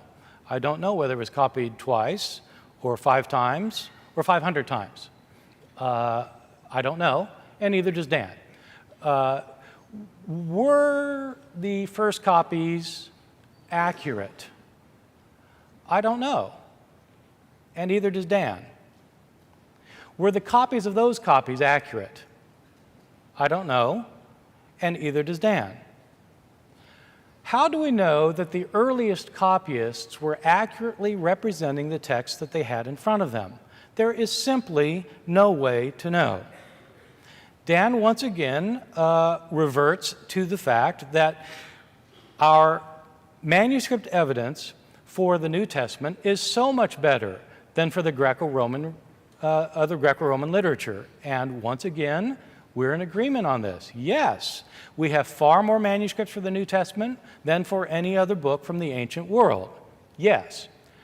Is that relevant to the question we're talking about tonight? No. The question is, can we trust that we really know what was in the original copies of Mark and the other books of the New Testament? Dan wants to label me as a radical skeptic, and I'm simply saying that we have no evidence. If he thinks that there is evidence, I want to know what the evidence is. And so why doesn't he tell us the evidence that the earliest scribes, on which our later scribes depended, copied their text accurately? How do we know that the earliest copies of Mark did not take out a verse or two they didn't like, or add a verse or two that they thought should be in there?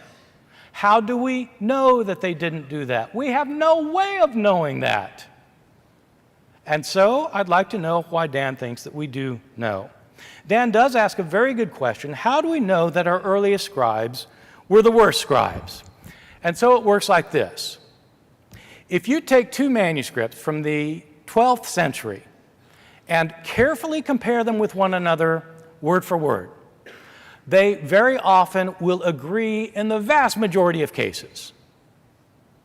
If you take a manuscript from the 2nd century or the 3rd century and compare it with an 11th century manuscript, there will be enormous differences, tons of differences.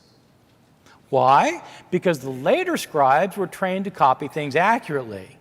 The earlier scribes were not. And not only are the early manuscripts more different than the later ones, and the later ones are from one another, the early manuscripts, when you compare them carefully with one another, word for word, are greatly different from one another.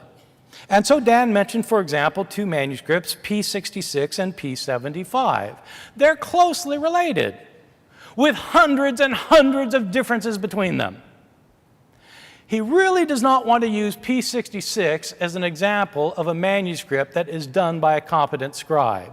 Yes, he makes pretty letters, and he makes hundreds of mistakes. as detailed in the thorough examination of Gordon Fee, which has been published as a book and that Dan knows all about. This is an example of a scribe who made tons of mistakes.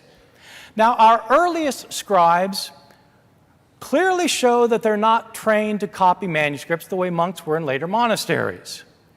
When you go back to the 4th century, he mentions Codex Sinaiticus and Codex B, and he says these are very good manuscripts, which is, of course, what I myself said and that I agree with. By the 4th century, you start getting good manuscripts, but you start looking at the earlier manuscripts, and they're not nearly as good. The earlier manuscripts are copied by scribes who are not trained. What about the manuscripts that preceded those manuscripts? What about the scribes who were copying the text not in the year 350, but in the year 80? What assurance do we have that those scribes were good when the trend is that the earlier you go, the worse the scribes are? What happens when you go to a period earlier than our surviving manuscripts, to a period where scribes are copying before our surviving scribes were copying? Are you telling me that those earlier scribes are more likely to be accurate than the 3rd and 4th century scribes? On what grounds do we say that? What is the evidence?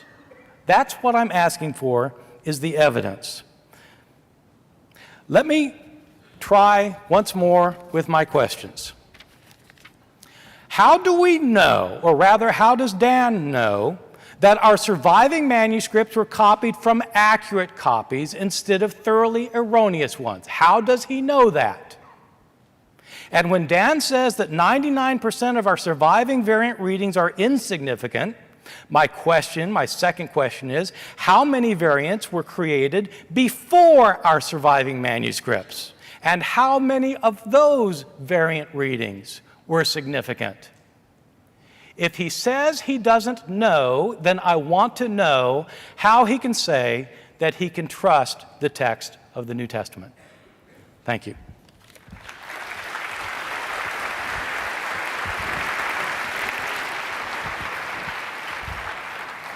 We'll conclude our round of responses with Dan.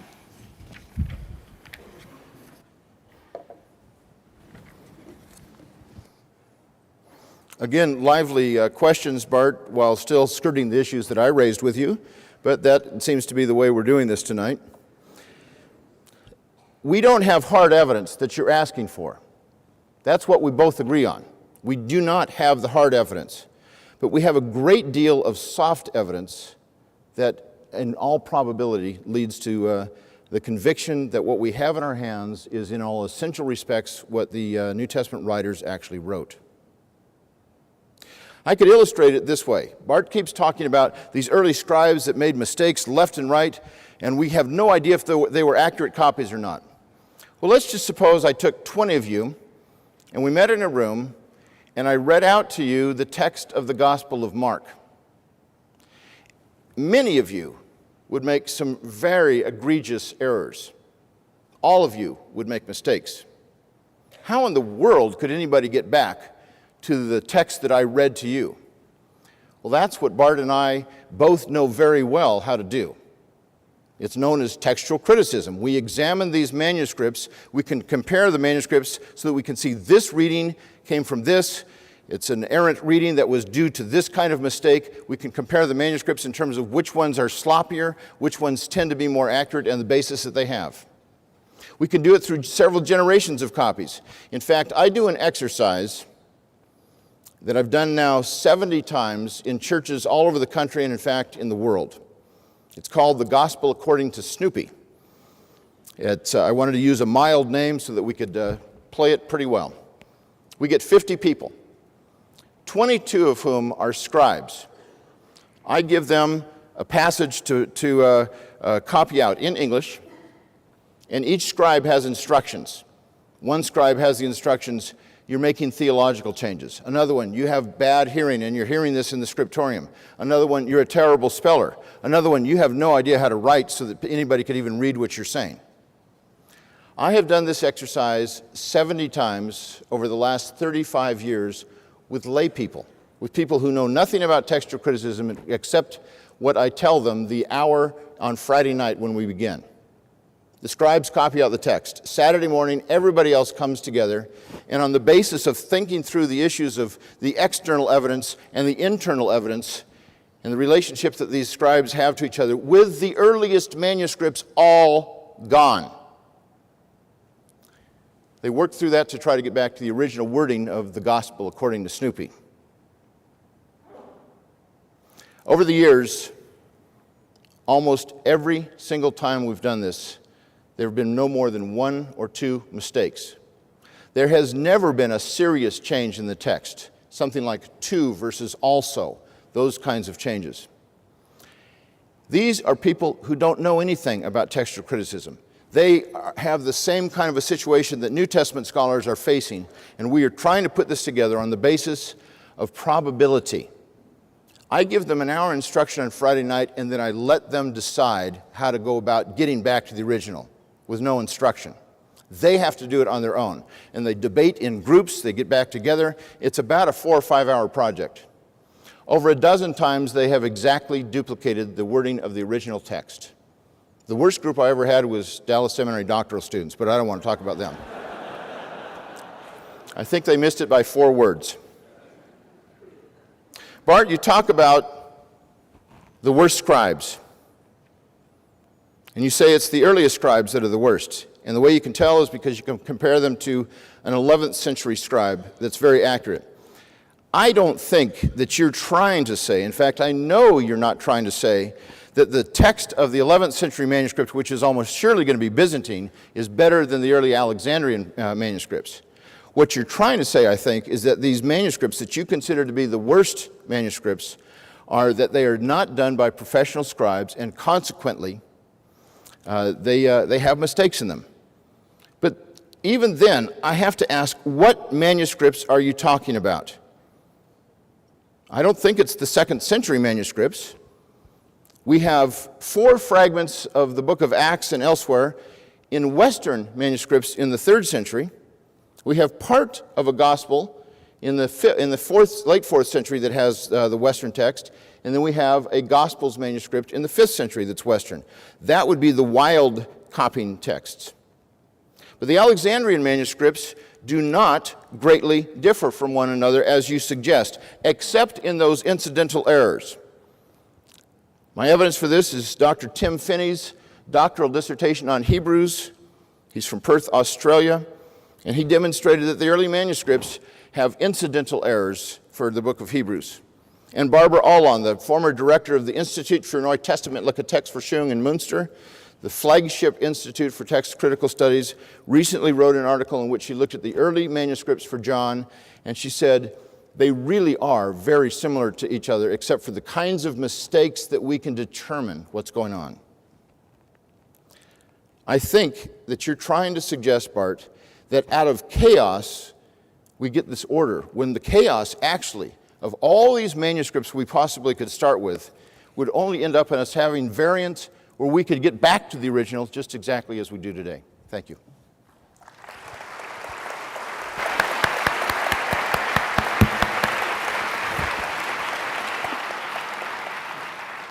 Thank you very much. Thanks to both of you.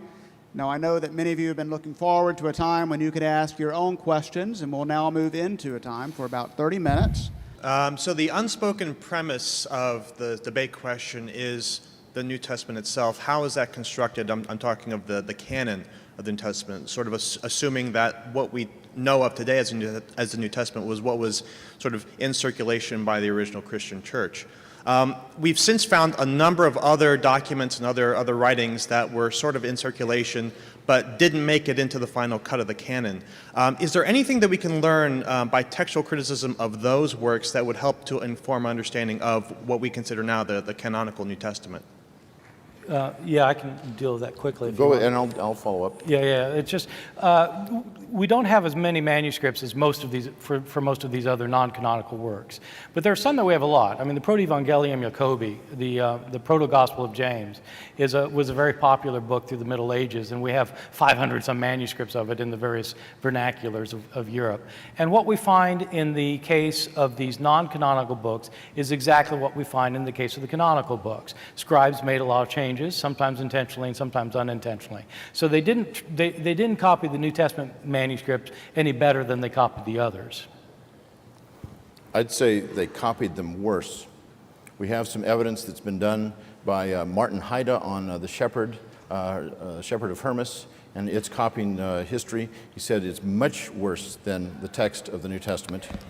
And we have evidence on the Gospel of Thomas in this new book that has just come out today that I've edited, Revisiting the Corruption of the New Testament. Mr. Tim Raschuti wrote a chapter comparing the Coptic text of the Gospel of Thomas with the 3 Greek fragments that we have, a text-critical comparison. And what he noticed is that there are pretty radical differences within a 100-year period of time, and the extrapolation is that it's much worse than what we seem to have for New Testament manuscripts. Thank you. Over here, a question for Dan or for both. Dr. Ehrman, I'm wondering if we can't get back to an autographic reading of the New Testament, then how do you envision the aims of textual criticism in the first place? What's the point of textual criticism if Yes. we can't get back to an autographic reading? Thank you. It's a great question. And this is where I'm going to disagree strongly with something that Dan said. When Dan said that the vast majority of textual critics think that we can get back to the originals. As Dan knows full well, the term original text is generally not used anymore by textual critics. If you go to the SBL, the Society of Biblical Literature section on textual criticism, where scholars from around the world come together, scholars have gotten away from using the term original text for many of the reasons that I've laid out for you. The very center of textual research at Münster, Germany, which is there are 2 major centers of textual research in Europe. One is in Münster, Germany, one is in Birmingham, England. And both of them have gotten away from talking about the original text. So what they tend to talk about instead is, how do you translate it, Dan? Hausgang's text. Exit text. Yes, thank you.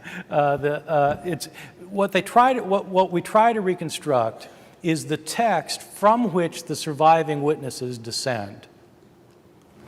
And we don't know whether that text that we reconstruct is the original or not. That's all we can do. We can only reconstruct the earliest form of the text. And whether it's the original or not, Dan says yes, and I say I don't know. Let me respond to that too. What I did not say is that the vast majority of textual critics are trying to get back to or think they can get back to the original text. What I said is that the vast majority of New Testament scholars think that it has been largely recovered. And it's based on all the writings that they do when you talk about redaction criticism in the Synoptic Gospels. It's assuming, that what Mark says, what Matthew says, those kinds of things. Yeah, virtually all New Testament scholarship for the last 2,000 years has assumed that we can recover it in all essentials. And I think even in the most corrupt text, we have it in its essentials. Yeah, okay, no, I agree. We probably have it in it's a probability judgment. But it's not true. I mean, it's true that for 2,000 years people have thought that, but the last 20 years you won't find text critics talking about the original text, will you? You actually will. They will talk about it in terms of using the Ausgangs text, initial text, autographic text, that kind of terminology, because of Eldon Epp's article that says there's problems with using the term original text. But J.K. Elliott still thinks we're going back to the original text, even though he doesn't call it that. You said in a debate with somebody else that it's only evangelicals who are speaking about it. That's not true. Holger Strutwolf, the director of the Institute in Münster, says that we are trying to get back to the original text. Gerhard Mink, who's in Münster, also said there's no difference between the initial text and the autographic text. These are not evangelicals. Dan, this just isn't right. It's not true. The initial text is not the original text. That's why they started talking about the initial text, because we can't get to the original text. Otherwise, they would not have changed the language. You know full well, when the Allens first published their book on the text of the New Testament, they used the term original text, and the Allens changed it. They don't talk about the original text anymore, and either do the people at Birmingham or their successors in Münster. They might, for practical purposes, say, well, it's as close as we get to the original, but we don't know whether it's the original. That's why they don't use the term.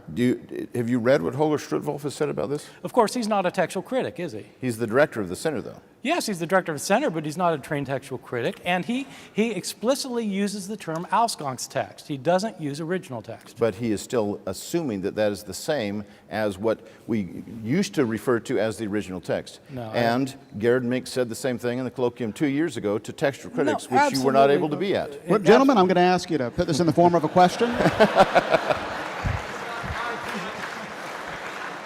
No, this is why I came tonight, honestly. Can I You say will something? have an opportunity to return to this in your closing statements. So in the meantime, let's now switch back over to our questioners in the audience. Yes, sir. So kind of along those same lines, if it's not the case that there was this massive recension at some point trying to get all the manuscripts on the same track, and it's also the case that there was wild copying going on, especially the earlier, the more wild, why is there so much verbal agreement between Matthew, Mark, and Luke in leading to the synoptic problem? Are you asking me or Dan? Either's fine. Either or both. I don't even understand the difference. Wow. Bart, go ahead and Right. I'll follow. Okay, so yeah, one of the problems is that Matthew and Mark and Luke often disagree as well as often they agree. And one of the questions that have been thrown out in scholarship is whether Matthew and Luke actually had the same form of Mark in front of them or not. Are the differences, sometimes Mark and Matthew will agree against Luke, sometimes Mark and Luke will agree against Matthew, and there are times when all three of them disagree. And so there are scholars who think that one of the way you can explain this part of the so-called synoptic problem, is that Matthew and Luke had different forms of Mark in front of them, which is also what I think, yeah. Let me answer it as well. I think there is a method, and you told me, Bart, at dinner last night about a doctoral student who's trying to figure out what Matthew's form of Mark would be. Yeah. I think there is a way, actually, to do that. It takes a lot of time, and I don't know if it could be done in just a doctoral dissertation. What you do is you look at the text that Matthew has of Mark, where you've got the double tradition, and where the text that he follows does not fit in line with his redactional purposes, but seems to go against that, then that must almost surely have come from an intermediate text that was corrupt. Yeah. Now, I do not believe that the text that Matthew and Luke each had of Mark was absolutely pristine. Every single thing we know about the copied manuscripts is that they made mistakes. But I have been spending the last several years trying to find where there's something in Matthew that would not go along with his redactional purposes in his change of Mark. I can't find it. That tells me that it wasn't the scribe before him who corrupted the text, but he, because he's doing it for theological reasons and historical reasons, is changing it.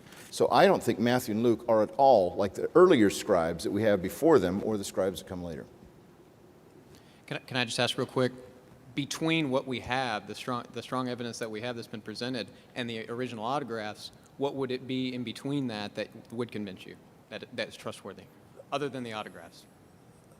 Well, if we had early copies, if we had copies of Mark, suppose next week there's an archaeological find in Egypt, say it's in Rome, an archaeological find in Rome, and we have reason to think that these 10 manuscripts that are discovered were all copied within a week of the original copy of Mark, and they disagree in 0.001% of their textual variation, then I would say that's good evidence. And that's precisely what we don't have. Yes. Good evening, Dr. Ehrman. Hi. There was one argument that Dr. Wallace presented that was not addressed, and not specifically, he mentioned that the New Testament has more manuscripts than any average classical piece of work that we have today. Following the question that the young man in front of me asked, what type of evidence would convince you, and you answered that.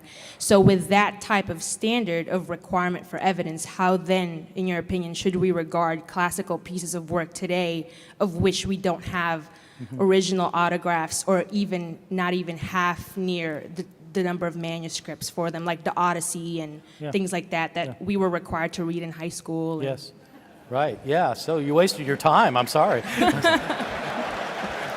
So, no, I tried to address that. I'm sorry if it didn't come through clearly, but I certainly wanted to address that and tried to address it, is that it's absolutely true. We have far more manuscripts of the New Testament than we have of Homer or Plato or Euripides or Aeschylus or Sophocles or any of these authors. Absolutely true. That does not mean, though, that we have the original New Testament.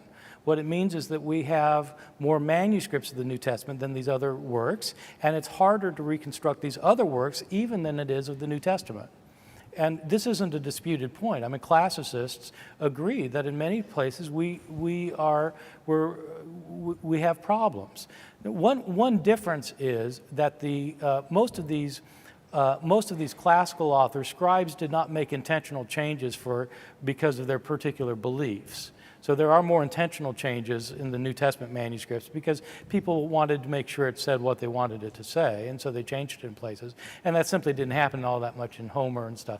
But scholars have known about problems in Homer since for over 2,000 years. There were scholars who were devoted to the problem of trying to reconstruct the text of Homer, realizing that in fact, ultimately it was an impossible task. So yes, I mean, it's an impossible task with the classics, but that doesn't mean that therefore it's possible with the New Testament. Thank you very much. I'm sorry we don't have time for all of these questions, but thanks to all of you who participated.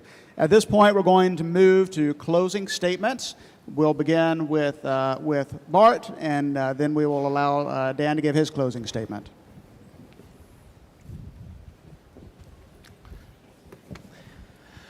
Well, thank you all very much again for being here. This has been a very lively back and forth, and I've enjoyed it very much. I want to say that I am not at the end of the day, I'm not a complete skeptic about the New Testament. I think historians have to weigh probabilities. Is it probable that the Gospel of Mark that we have today is completely unlike anything that Mark really wrote? No, it's not probable. Do we know that it's exactly what Mark wrote? No, we don't know that either. We just don't know. How different is Mark from the original Mark? We don't know. What if it's only 3 or 4% different? Isn't that good enough? Well, it might be good enough for some people, but what if you knew that you could trust your spouse 97% of the time? Is that good enough? With the New Testament, we're often talking about more than 3% or 4%. For example, there are two forms of the book of Acts in the manuscript tradition. We have two forms of the book of Acts. One manuscript tradition is 12.5% longer than the other. 12.5% longer. We're not talking about 3 or 4% in every instance. Dan himself admits that there are hundreds of places where we don't know. And that's with the evidence that we do have. What do we have with the evidence we don't have? I don't know, and neither does Dan. And you will note that he hasn't answered my questions. Let me try and give an analogy. The topic has to do with whether we can trust the text of the New Testament. And in my view, when it comes to matters of trust, the burden of proof resides with the person who says that we can trust. Give you an analogy. There's a bridge that's built over a mile-high ravine, and a debate is going on over whether a passenger train should pass over the bridge, whether it can in fact bear the weight of a passenger train that has 100 people on board. Do both sides of that debate share the burden of proof? No. In that case, the train's engineer will not take the train onto the bridge until he's convinced that he can trust the weight. In issues of trust, it's the person who says that you can trust who bears the burden of proof. How can we know that the earliest copyists in the first 200 years of copying the New Testament were skilled and careful or good at all? How do we know that our earliest manuscripts are based on high-quality exemplars. In other words, that the manuscript is based on a manuscript that's accurate. How do we know that? Especially given the fact that in our earliest manuscripts, we have more mistakes than we have in our later manuscripts. The early scribes were not as trained and not as skillful. How about the earlier ones? Maybe they were as good. Maybe they weren't. How do we know? Is this a bridge you want to trust? Is this a bridge you're willing to take the train on? Well, I think it's a bona fide question. Let me conclude with a final illustration of the problem. My professor, Bruce Metzger, told the story of his own teacher at Princeton University, a man named Paul Coleman Norton, who was stationed in North Africa during the Second World War, and after the war wrote an article that got published in a scholarly journal about a manuscript that he happened to discover while he was in North Africa in the Army during the Second World War. There was some downtime, and he went into a mosque. And the leaders of the mosque told him they had a very ancient book once they found out that he was a professor of ancient history. And so he looked at this ancient book. It was an Arabic copy of the Quran. But he found inside the book, he later indicated in this article, he found a page that was written in Greek. And as he read this page, he realized this was a commentary on the Gospel of Matthew. It was just fragmented. It was just the one page, but it's stuck in this old manuscript. And so he wrote this article about it in the scholarly journal. And the interesting thing was that it included an important textual variant for the Gospel of Matthew.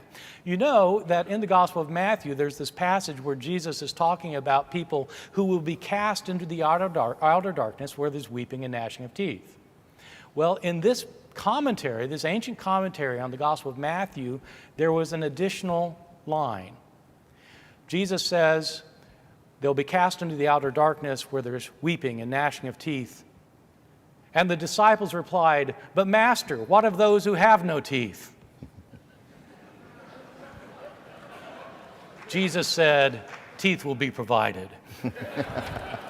Thank you very much.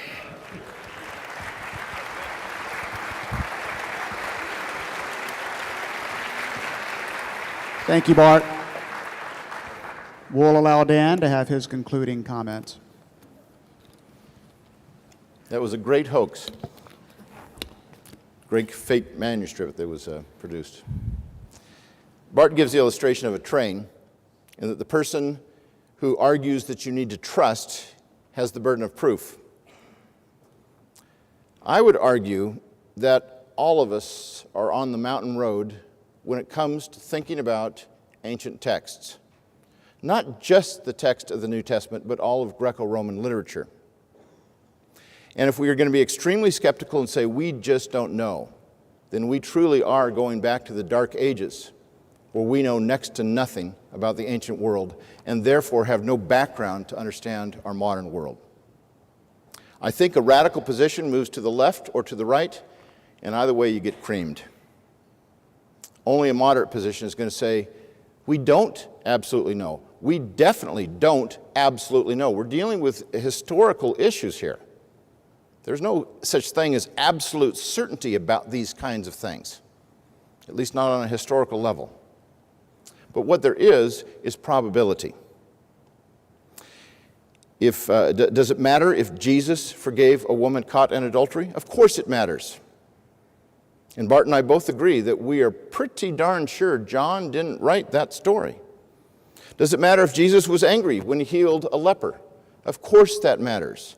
And Bart and I, again, are both in agreement that most likely Mark wrote that when Jesus did this, he was angry rather than being compassionate. Does it matter if the New Testament explicitly speaks of the Trinity? Of course that matters.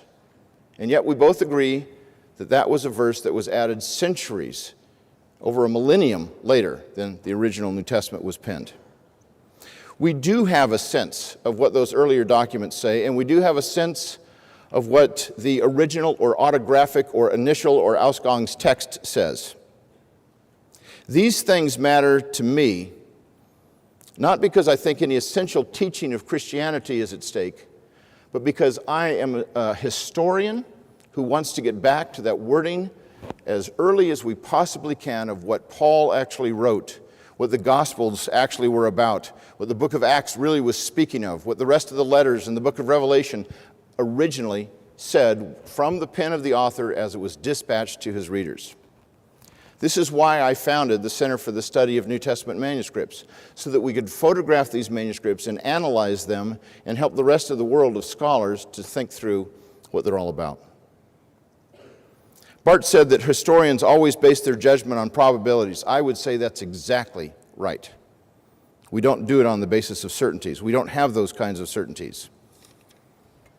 But he continues to speak of my view as one of certainty. But that's not true. I have relative certainty about these things, but he seems to be absolutely unsure about them. And yet, at the same time, in his book, Forged, not written 20 years ago, but written this year, he seems to presuppose that he knows what Paul's authentic letters, down to their vocabulary, was about. Now, I'm not judging him for that. I'm simply saying any work that we do outside of textual criticism presupposes, when we're working in the New Testament, it presupposes that we have a pretty darn good idea what the original text actually said. And even in his book, Forged, as well as the rest of his books on the New Testament, he presupposes the same thing, whether he says that or not. I think our task here, and the task for all of you, is to pursue truth at all costs. And I think Bart and I are both sincerely on that pursuit. And I want to thank you for a marvelous, lively, and even very fun evening. Thank you very much.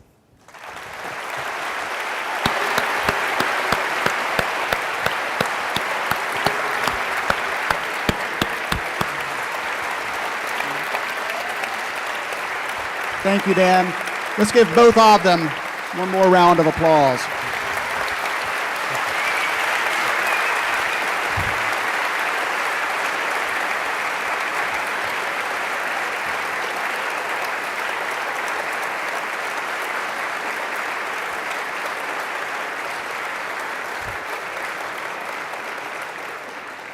If we can only speak in terms of probability, I think it's highly probable that most people found this to be an extremely stimulating debate. Thank you to both of you for coming, for being a part of this, for organizing it. Thank you for your attentiveness as an audience. Let me remind you to put your contact information in the baskets as you leave. Let me remind you of the dinner at Abacus next week. I will ask that you clear out of the auditorium as quickly as possible because our time is limited, but that you linger at the book tables. Thank you very much for coming. Have a good night. I think I would base the strength of winning and losing off of kind of like they did with high probability of manuscripts and low probability of manuscripts. I would base it on weak induction and strong induction in that regard. And I would say that the strongest conclusion that someone came to tonight was Dr. Wallace, and then I would say the person at the strongest induction for those conclusions was Dr. Wallace, for sure. Well, I think that the entire debate definitely gave some insight into the New Testament and just how much we do know. I mean, how long all of these texts have been around, how many times it's been, recopied. Just, it's amazing to me that we still have so many texts with the original integrity of the manuscripts. And I mean, I really think it's amazing that we do have all the truth that we do from the manuscripts that we still are able to look at today. I really think Dr. Wallace won the debate just because of the ocean of evidence that he presented for the trustworthiness of the New Testament. I mean, the topic they were debating is, can we trust the text, right? Well, I just think the overwhelming amount of evidence that was presented for the trustworthiness of the New Testament really went to Dr. Wallace, where Dr. Ehrman just over and over kept saying, we can't know, we can't know, we can't know. And he was kind of like that beach ball floating on top of the ocean. As the evidence was being more and more presented, the beach ball just kept getting higher and higher and higher. So I really think Dr. Wallace won, hands down.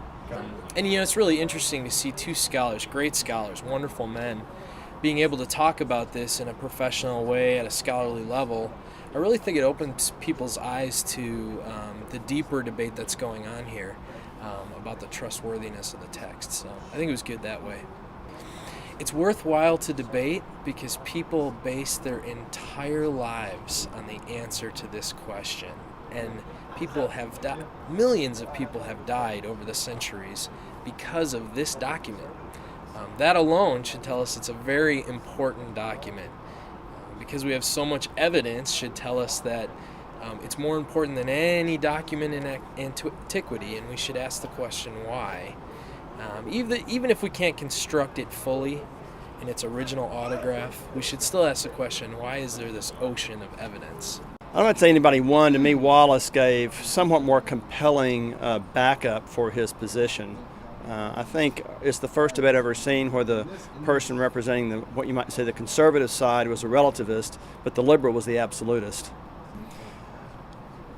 Not really. I mean, I think what Wallace said was pretty compelling about the relative amount of manuscripts we have for extra-biblical literature in a Greco-Roman world. I'd like to know if Greco-Roman classical scholars have the same standard of proof that Ehrman has for the New Testament manuscripts. Are they going to set that same standard for Homer and Livy and Pliny and these other ancient historians? I suspect they don't, but I just don't know.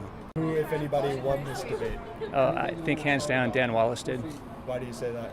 Well, he seemed to address the questions, in my opinion, more fully. And I think the questions that he asked to Dr. Ehrman, he never really fully responded, in my opinion. Well, I really want to go back and look at the argument that Ehrman made about the 2nd and 3rd century, copyists, that they weren't professional, that they were illiterate. And to me, it seemed like an argument from silence, which I've always understood as a very poor form of argumentation. But nonetheless, I still want to look into it.